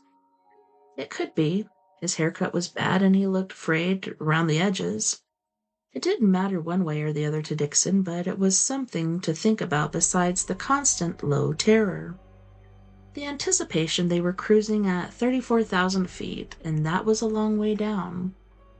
Maryworth asked for some wine and poured it neatly into her little plastic glass. You're not having anything, Mr. Dixon? No, I don't eat or drink on airplanes. Mr. Businessman grunted. He was always through his first gin and tonic and starting on the second. You're a white-knuckle flyer, aren't you? Maryworth asked sympathetically. Yes, there was no reason not to admit it. I'm afraid I am. Needless, Mr. Businessman said. Refreshed his drink. He was speaking actual words instead of grunting them out. Safest form of travel ever invented. Hasn't been a commercial aircraft crash in donkey's years. At least not in this country. I don't mind, Maryworth said. She had gotten halfway into her small bottle, and there were now roses in her cheeks. Her eyes sparkled. I haven't been on a plane since my husband died 5 years ago, but the 2 of us used to fly together 3 or 4 times a year. I feel close to God up here. As if on cue, a baby began to cry. If heaven is this crowded and noisy, Mr. Businessman observed, surveying the 737's crowded coach cabin, I don't want to go. They say it's 50 times safer than automobile travel, Maryworth said. Perhaps even more. It might have been 100? Probably 500 times safer. Mr. Businessman leaned past Dixon and held out a hand to Maryworth.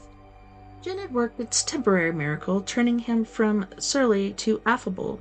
Frank Freeman. She shook with him, smiling. Craig Dixon sat between them, upright and miserable, but when Freeman offered his hand, he shook it. "Wow," Freeman said, and actually laughed. "You are scared. But you know what they say, cold hands, warm heart." He tossed off the rest of his drink. Dixon's own credit cards always worked. He stayed in first-class hotels and ate first-class meals. Sometimes he spent the night with a good-looking woman, paying extra to indulge in quirks that were not, at least judging by certain internet sites Maryworth probably did not visit, very quirky. He had friends among the other turbulence experts. They were a close-knit crew, bound together not only by their occupation but by their fears. Pay was far better than good. There were all those fringe benefits, but at times like this, none of it seemed to matter. At times like this, there was only the fear. It would be all right. It was always all right. But as he waited for the shitstorm to happen, that thought had no power, which was, of course, what made him good at the job. 34,000 feet. A long way down. 4. CAT. For clear air turbulence. Dixon knew it well, but was never prepared for it. Allied 19 was somewhere above South Carolina when it hit this time. A woman was making her way to the toilet at the back of the plane. A young man wearing jeans and a fashionable scruff of beard was bending to talk to a woman in an aisle seat on the port side, the two of them laughing about something. Maryworth was dozing with her head resting against the window. Frank Freeman was halfway through his third drink and his second bag of Fritos. The jetliner suddenly canted to port and took a gigantic upward leap, thudding and creaking. The woman on her way to the can was flung across the last row of portside seats. The scruffy young man flew into the overhead bulkhead, getting one hand up just in time to cushion the blow. Several people who had unfastened their seatbelts rose above their seatbacks as if levitated. There were screams. The plane dropped like a stone down a well, thudded, then rose again, now tilting the other way. Freeman had been caught raising his drink and was now wearing it. "Fuck!" he cried. Dixon shut his eyes and waited to die. He knew he would not if he did his job. It was what he was there for. But it was always the same. He always waited to die. The ding-dong went. "This is the captain speaking." Stewart's voice was, as some sportscaster had popularized the phrase, as cool as the other side of the pillow. "We seem to have run into some unexpected turbulence, folks. I have." The plane took another horrifying lift, 60 tons of metal thrown upward like a piece of charred paper in a chimney, then dropped with another of those creaking thuds.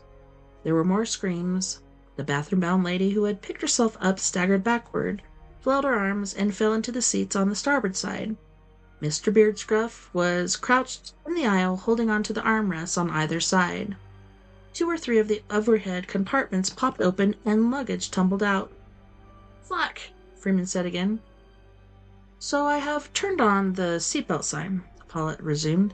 "Sorry about this, folks. We'll be back to smooth air." The plane began to rise and fall in a series of stuttering jerks like a stone skipping across pond. In just a few, so hang in there. The plane dropped, then booted upward again. The carry-on bags in the aisle rose and fell and tumbled. Craig Dixon's eyes were crammed shut.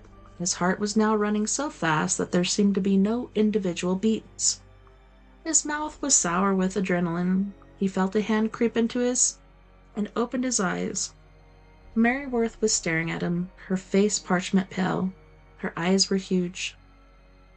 "Are we going to die, Mr. Dixon?" Yes, he thought. This time we are going to die. "No," he said. "We're perfectly all right." The plane seemed to run into a brick wall, throwing them forward against their belts, and then keeled over to port. 30 degrees, 40, 50. Just then Dixon was sure it was going to roll over completely.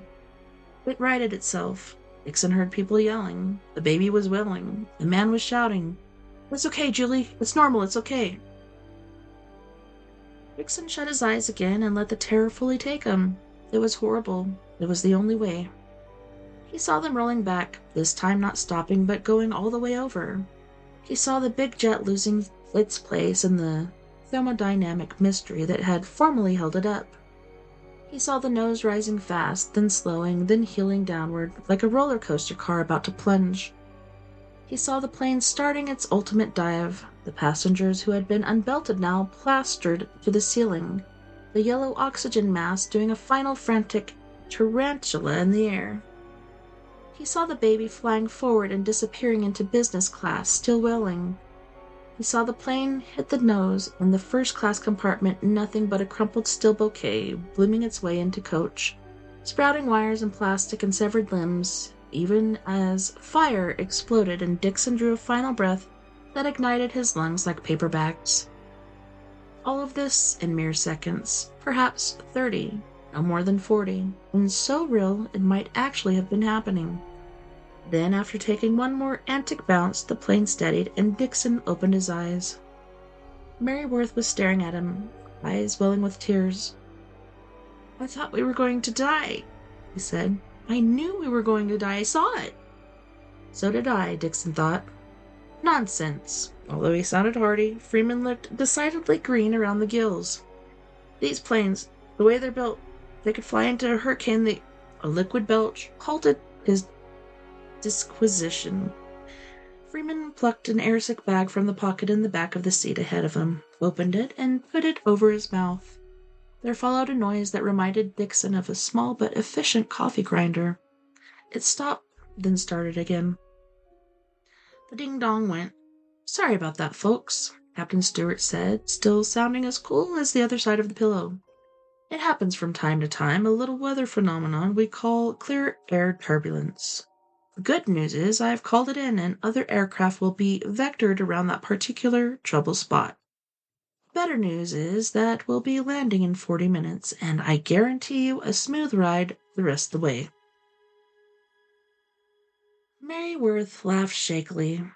That's what he said before. Frank Freeman was folding down to the top of the airsick bag, doing it like a man with experience. That wasn't fear. Don't get that idea. Just plain old motion sickness. Can't even ride in the back seat of a car without getting nauseated. "I'm going to take the train back to Boston," Mary Worth said. "No more of that, thank you very much." Dixon watched as the flight attendants first made sure that the unbelted passengers were all right, then cleared the aisle of spilled luggage. The cabin was filled with chatter and nervous laughter. Dixon watched and listened, his heartbeat returning to normal. He was tired. He was always tired after saving an aircraft filled with passengers. The rest of the flight was routine, just as the captain had promised. All right. Dang. On that note, you guys, we're going to our second break. In this break, we once again have Mr. Jeff Hilliard with his 80s sort of ballad, Abandon. I love it. The video is hilarious. He's also going to be singing Good Life featuring Jordy White. And then we have Miss Mia Savage from the Phoenix, Arizona area with Your Skeleton and Not a Phase. Don't go anywhere. We'll be right back after this music break.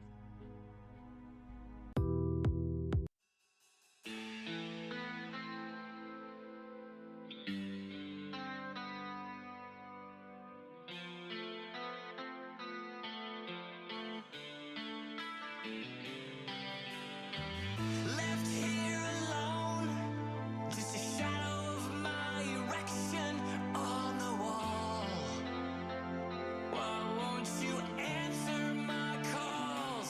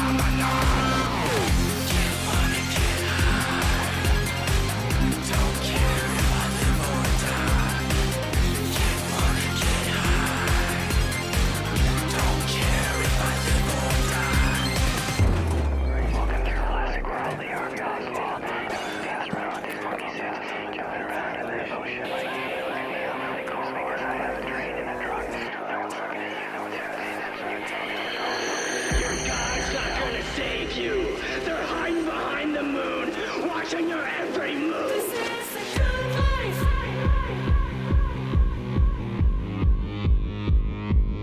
This is the good life.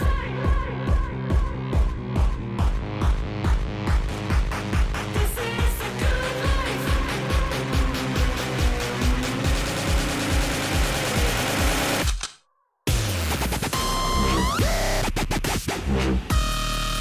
Get money. Get money. Get high. Get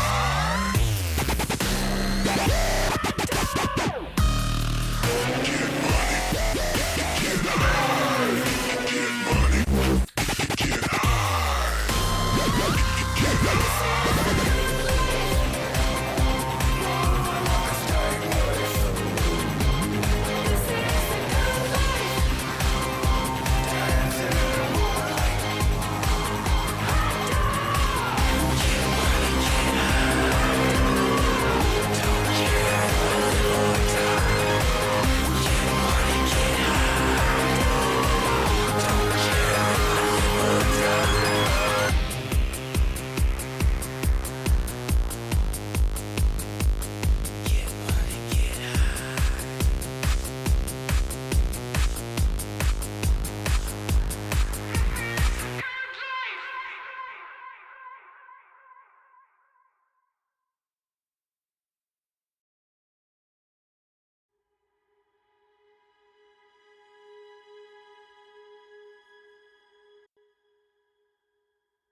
Welcome back.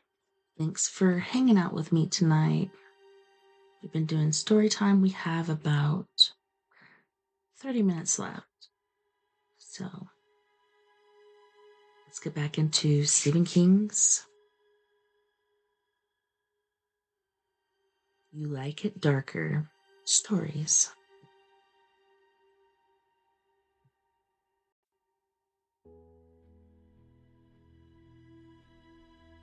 Five.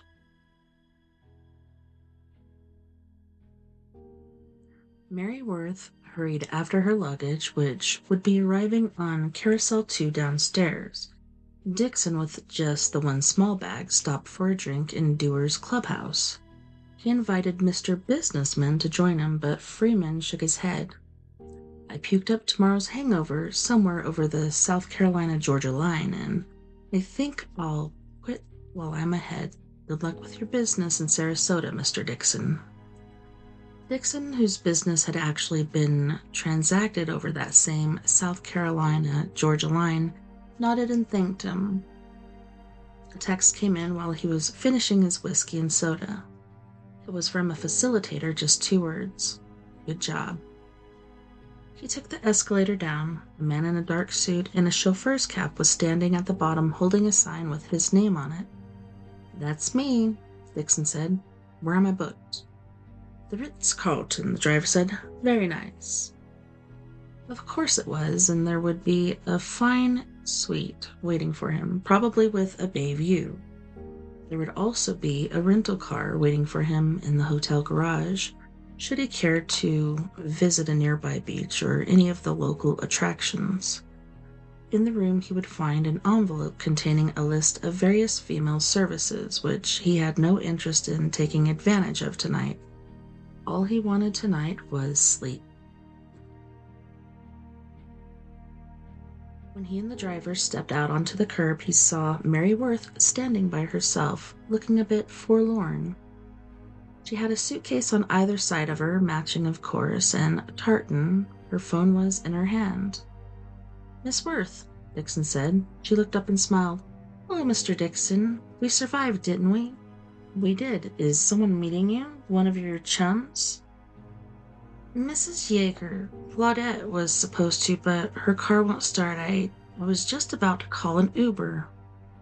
He thought of what she'd said when the turbulence, 40 seconds that had seemed like 4 hours, finally eased. I knew we were going to die. I saw it. You don't need to do that. We can take you to Siesta Key. He pointed to stretch limo a little way down the curb, then turned to the driver. Can't we? Of course, sir. She looked at him doubtfully. Are you sure? It's awfully late. My pleasure, he said. Let's do this thing. 6. Oh, this is nice, Maryworth said, settling into the leather seat and stretching out her legs. Whatever your business is, you must be very successful at it, Mr. Dixon. Call me Craig. You're Mary, I'm Craig. We should be on a first-name basis, because I want to talk to you. He pressed a button and the privacy glass went up. Maryworth watched this rather nervously, then turned to Dixon. You aren't going to, as they say, put a move on me, are you? He smiled.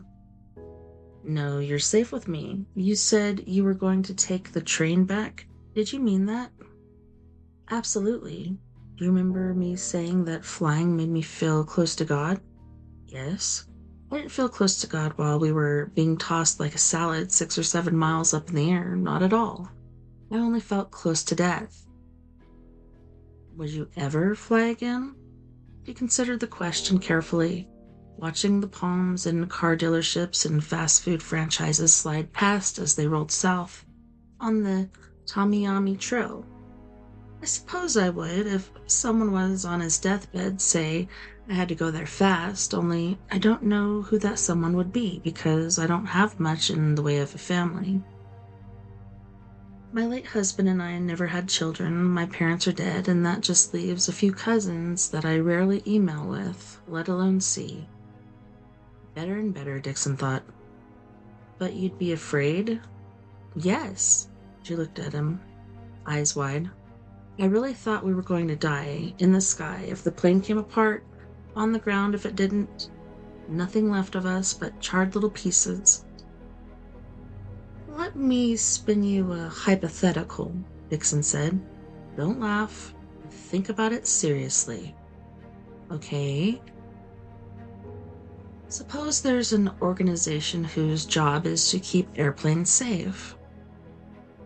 There is, Maryworth said, smiling. I believe it's called the FAA. Never mind them. Suppose it was an organization that could predict which airplanes would encounter severe and unexpected turbulence on any given flight. Maryworth clapped her hands in soft applause, smiling more widely now. Into it. No doubt staffed by precognites. Those are people who see the future, Dixon said. And wasn't that possible? Likely even? How else could the facilitator get his information? Well, let's say your ability to see the future is limited to this one thing. Why would that be? Why wouldn't they be able to predict elections, football scores, the Kentucky Derby? I don't know, Dixon said, thinking maybe they can. Maybe they can predict all sorts of things, these facilitator precognites in some hypothetical room. Maybe they do. He didn't care. Now, let's go a little further. Let's suppose Mr. Freeman was wrong, and turbulence of the sort we encountered tonight is a lot more serious than anyone, including the airlines, believes or is willing to admit. Suppose that kind of turbulence can only be survived if there is at least one talented, terrified passenger on each plane that encounters it. He paused. And suppose that on tonight's flight, that talented and terrified passenger was me. She peeled merry laughter, and only sobered when she saw he wasn't joining her. What about the planes that fly into hurricanes, Craig? I believe Mr. Freeman mentioned something about planes like that just before he needed to use the airsick bag. Those planes survive turbulence that's probably even worse than what we experienced this evening. But the people flying them know what they're getting into, Dixon said.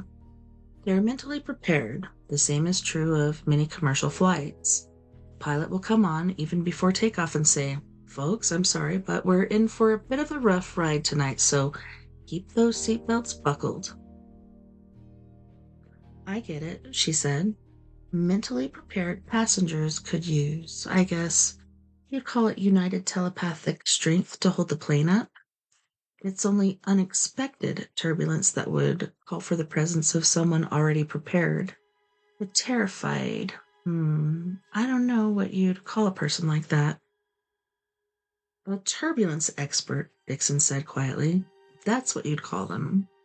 What you'd call me. You're not serious.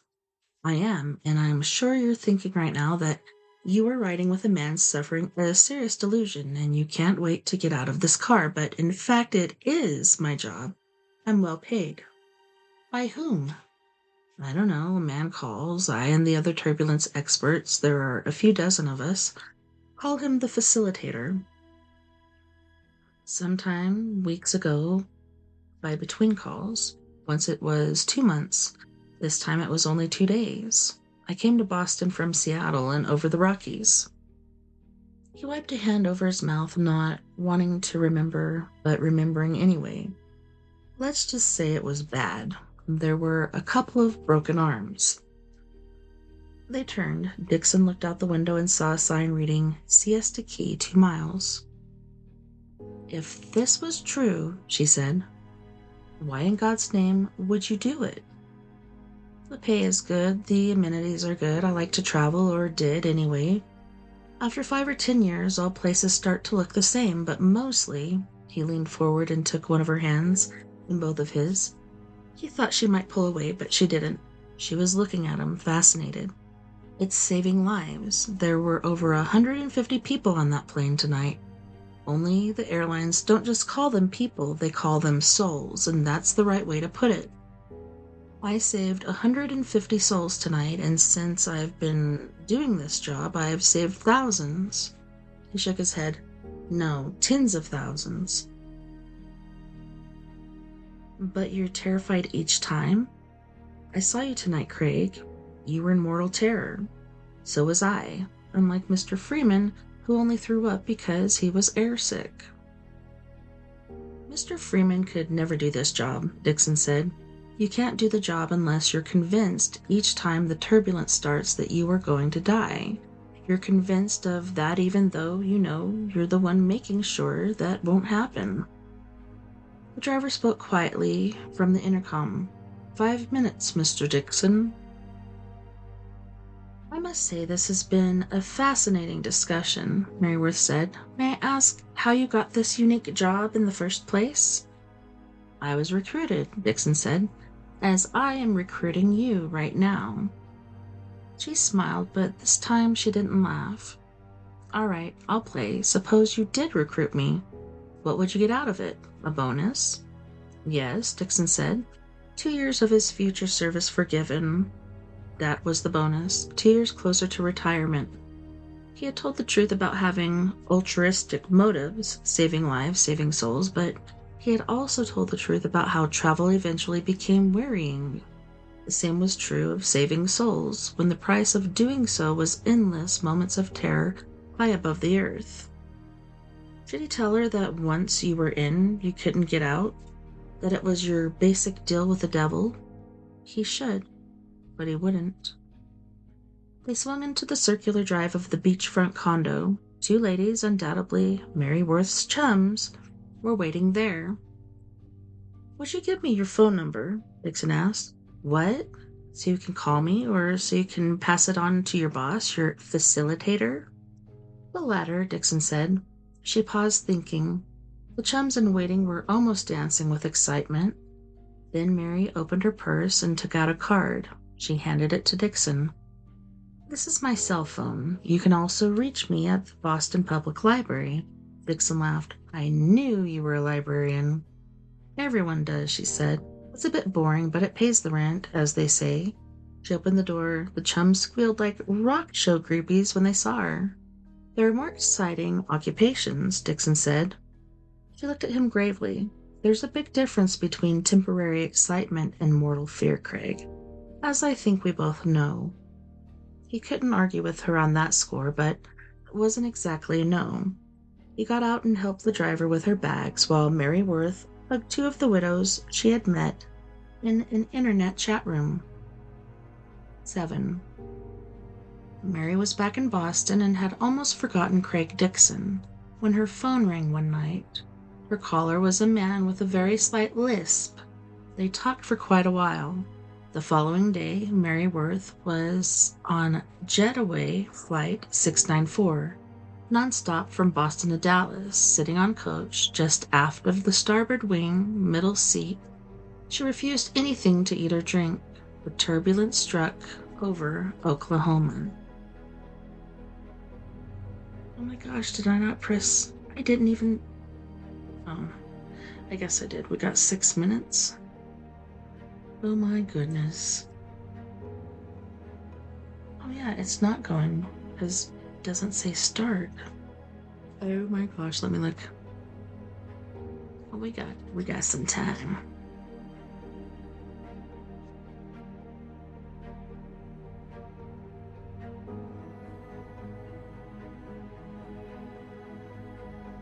Lori. 1. 6 months after his wife of 40 years died, Lloyd Sunderland's sister drove from Boca Raton to Rattlesnake Key to visit him. He brought with her a dark gray puppy which she said was a border collie, Muddy Mix. Lloyd had no idea what a Muddy was, and didn't care. I don't want a dog, Beth. A dog is the last thing in the world I want. I can barely take care of myself. That's obvious, she said, unhooking the puppy's toy-sized leash. How much weight have you lost? I don't know. She appraised him. I'd say 15 pounds, which you could afford to give, but not much more. I'm going to make you a sausage scramble with toast. You've got eggs? I don't want a sausage scramble, Lloyd said, eyeing the dog. It was sitting on the white shag carpet, and he wondered how long it would be before it left a calling card there. Carpet needed a good vacuum and probably a shampoo, but at least it had never been peed on. The dog was looking at him with its amber eyes. Do you or do you not have eggs? Yes, but... And sausage? No, of course not. You've probably been living on Eggos and Campbell's soup. I'll get some at the Publix and I'll inventory your fridge and see what else you need. She was his older sister by 5 years, had mostly raised him after their mother died, and as a child he had never been able to stand against her. Now they were old, and he still could not stand against her, especially not with Marion gone. It seemed to Lloyd that since Mare went there was a hole in him where his guts had been. They might come back, they might not. 65 was a little old for regeneration. The dog, though, against that he would stand. What in the name of God had Bethy been thinking? I'm not keeping it, he said, speaking to her back as she stalked on her stork legs into the kitchen. You bought it. You can take it back. I didn't buy it. The mother was a purebred border collie that got out and made it up with a neighbor's dog. That was the Muddy. The owner managed to give the other 3 pups away, but this one's the runt, and nobody wanted her. The owner, he's a small patch truck driver, was about to take her to the shelter when I came along and saw a sign tacked to a telephone pole. Who wants a dog? It said. And you thought of me? Still eyeing the puppy, he was eyeing him back. The cocked ears seemed to be the biggest part of her. Yes. I'm grieving, Beth. She was the only person to whom he could state his situation so badly. I know that. Bottles rattle in the open fridge. He could see her shadow on the wall as she bent and rearranged. She really is a stork, he thought. A human stork. She'll probably live forever. A grieving person needs something to occupy his mind, something to take care of. That was what I thought when I saw that sign. It's not a case of who wants a dog, it's a case of who needs a dog. That's you. Jesus Christ, this fridge is a mold farm. Science experiment. I'm so grossed out. The puppy got to her feet, took a tentative step toward Lloyd, and then changed her mind, assuming she had one, and sat down again. Keep her yourself. Absolutely not. Jim's allergic. Bethy, you have 2 cats. He's not allergic to them. Yes, he is. And the cats are enough. If that's the way you feel, I'll just take that puppy to the animal shelter in Pompano Beach. They give them 3 weeks before they euthanize them. She's a good-looking thing with that smoky fur. Someone may take her before her time is up. Lloyd rolled his eyes, even though she couldn't see him do it. He had often done the same thing at the age of 8, when Beth told him that if he didn't clean up his room, she'd give him 5 on his bottom with her badminton racket. Some things never change. "Pack your bags," he said. "We're going on one of Beth Young's all-expense-paid guilt trips." She shut the fridge and came back into the living room. Whoopi glanced at her, then resumed her inspection on Lloyd. "I'm going to Publix, where I expect to spend well over $100. I'll bring you the checkout tape and you can reimburse me." "And what am I supposed to do in the meantime?" "Why don't you get to know the defenseless puppy you're going to send to the gas chamber?" He bent to pat the top of the puppy's head. "Look at those hopeful eyes." What Lloyd saw in those amber eyes was only evaluation. What am I supposed to do if she pees on the shag? Marion had this installed just before she got sick. Beth pointed at the toy-sized leash on the hassock. "Take her out. Introduce her to Marion's overgrown flower beds, and by the way, that carpet is filthy." She grabbed her purse and headed for the door, thin legs scissoring in their old self-important way. "A pet is the absolute worst present you can give someone," Lloyd said.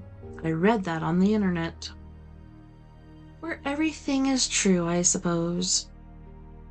She paused to look back at him. The harsh September light of Florida's west coast fell on her face, showing the way her lipstick had bled into the little wrinkles around her mouth, and the way her lower lids had begun to sag away from her eyes, and fragile clock spring of veins beating in the hollow of her temple. She would be 70 soon. His bouncing, opinionated, athletic, argumentative, take-no-prisoners sister was old. So was he. They were proof that life was basically a short dream on a sunny afternoon. Only Bethy still had her husband, 2 grown children, and 4 grandchildren. Nature's nice multiplication.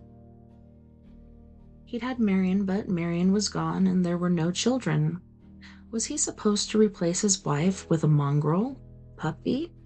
The idea was as corny as a Hallmark card and just as unrealistic. "I'm not keeping her." She gave him the same look she'd given him as a girl of 13, the one that said the badminton racket would soon make an appearance if he didn't shape up. "You're at least until I get back from Publix. I have some other errands to run too, when dogs die in hot cars, especially little ones." She closed the door. Lloyd Sunderland, retired, 6 months a widower, these days not very interested in food or any of life's other pleasures, sat staring at this unwelcome visitor on his shag carpet. The dog stared back at him. "What are you looking at, foolish?" he asked. The puppy got up and walked toward him, waddled actually as if through high weeds. It sat down again by his left foot, looking up. Lloyd lowered his hand tentatively, expecting a nip. The dog licked him instead. He got the toy leash and attached it to the puppy's small pink collar. "Come on, let's get you off the damn rug while there's still time." He tugged the leash. The puppy only sat and looked at him. Lloyd sighed and picked her up. He licked his hand again. He carried her outside and put her down in the grass. It needed mowing, and she almost disappeared. Beth was right about the flowers, too. They looked awful, half of them as dead as Marion. This thought made him smile, although smiling at such a comparison made him feel like a bad person. The dog's waddle was even more pronounced in the grass. She went a dozen or so steps, then lowered her hind end and peed. "Good, but I'm still not keeping you." Already suspecting that when Beth went back to Boca, the dog wouldn't be with her. No, this unwanted visitor would be here with him, in his house, half a mile from the drawbridge that connected the key to the mainland. It wouldn't work.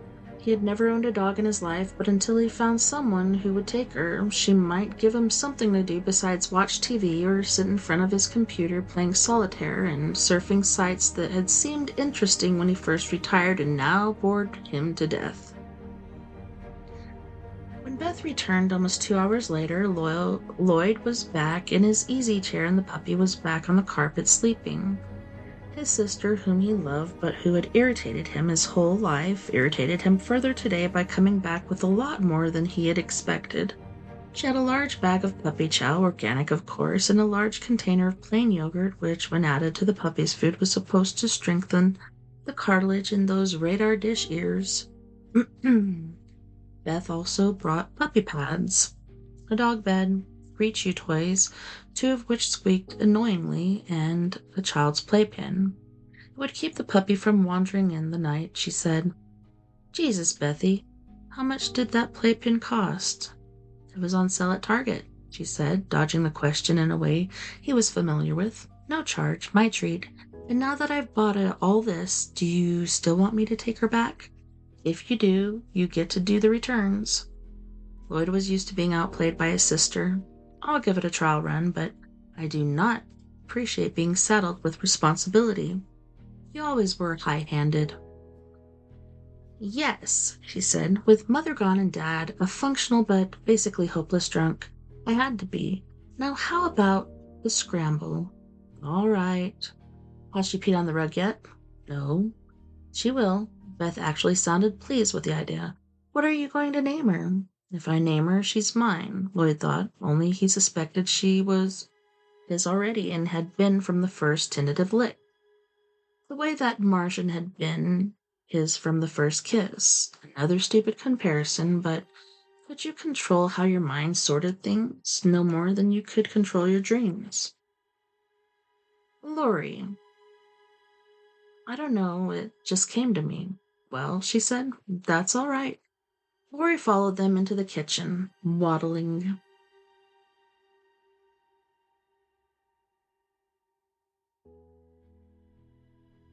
Well, I guess we could get into a little bit of the next chapter. Chapter 2. Hold on a second. Oh, did I exit out completely?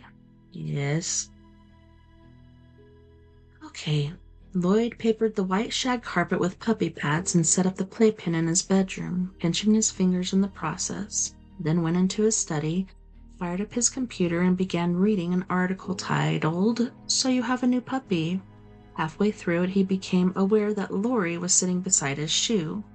Looking up at him, he decided to feed her and found a puddle of pee in the archway between the kitchen and the living room, not 6 inches from the nearest puppy pad. He picked Lori up, set her down next to the pee, and said, Not here.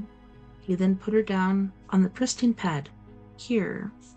She looked at him and then did her puppy waddle back into the kitchen, where she lay down by the stove, with her snout on one paw, watching him. Lloyd grabbed a handful of paper towels. He had an idea. He was going to be using a lot of them in the next week or so.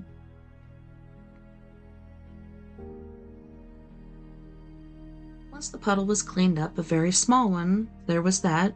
He put a 1/4 cup of puppy chow, the recommended dosage according to So You Have a New Puppy, in a cereal bowl and mixed it with yogurt. Puppy tucked in willingly enough. While he was watching her eat, his phone rang. It was Beth calling from a rest area somewhere in the wilds of Alligator Alley. You should take her to a vet, she said. I forgot to tell you that. I know, Bethy. It was in So You Have a New Puppy. She went on as if he hadn't spoken, another trait he knew well. He'll need vitamins, I think, and heartworm medicine for sure, plus something for fleas and ticks. I think it's a pill they eat with their food. Also, she'll need to be fixed. Spayed, you know, but probably not for a couple months. Yes, he said, if I keep her. Lori had finished eating and wandered away toward the living room. With a full belly, her waddle was more pronounced. For Lloyd, she looked a little drunk. Remember to walk her. All right, I'm going to have to end it right there. Thank you guys. Thank you so much once again for hanging out with me tonight. Reading Stephen King's book, You Like It Darker. It was a pleasure hanging out and hopefully entertaining you. I hope you enjoyed this story. Thank you to all of my friends out there, wherever you may be listening Beyond the Omniverse tonight.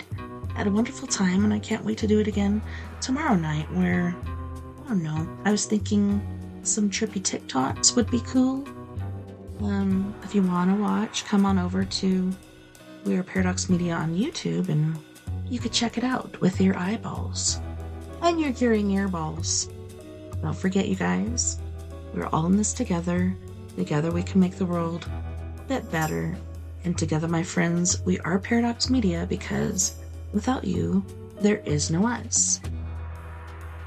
Please, if you have the means, ability, or initiative, if you believe in what I am doing here, or just enjoy hanging out on the airwaves, sling or fling some green my way. It would really help me keep this mothership afloat. Places you can donate are PO Box 663, Bayfield, Colorado 81122, Cash App at $TessaTNT, PayPal at TessaTNT, and Venmo at Tessa-Thomas-Peterson. I hope you guys are having a wonderful Christmas break, or just a good break period. We're creeping up on the winter solstice. I think that is tomorrow, aka Sunday. Anyways, nighty night, love and light. Take care of my yous. I'll see you back here. Same Betty time, same Betty place.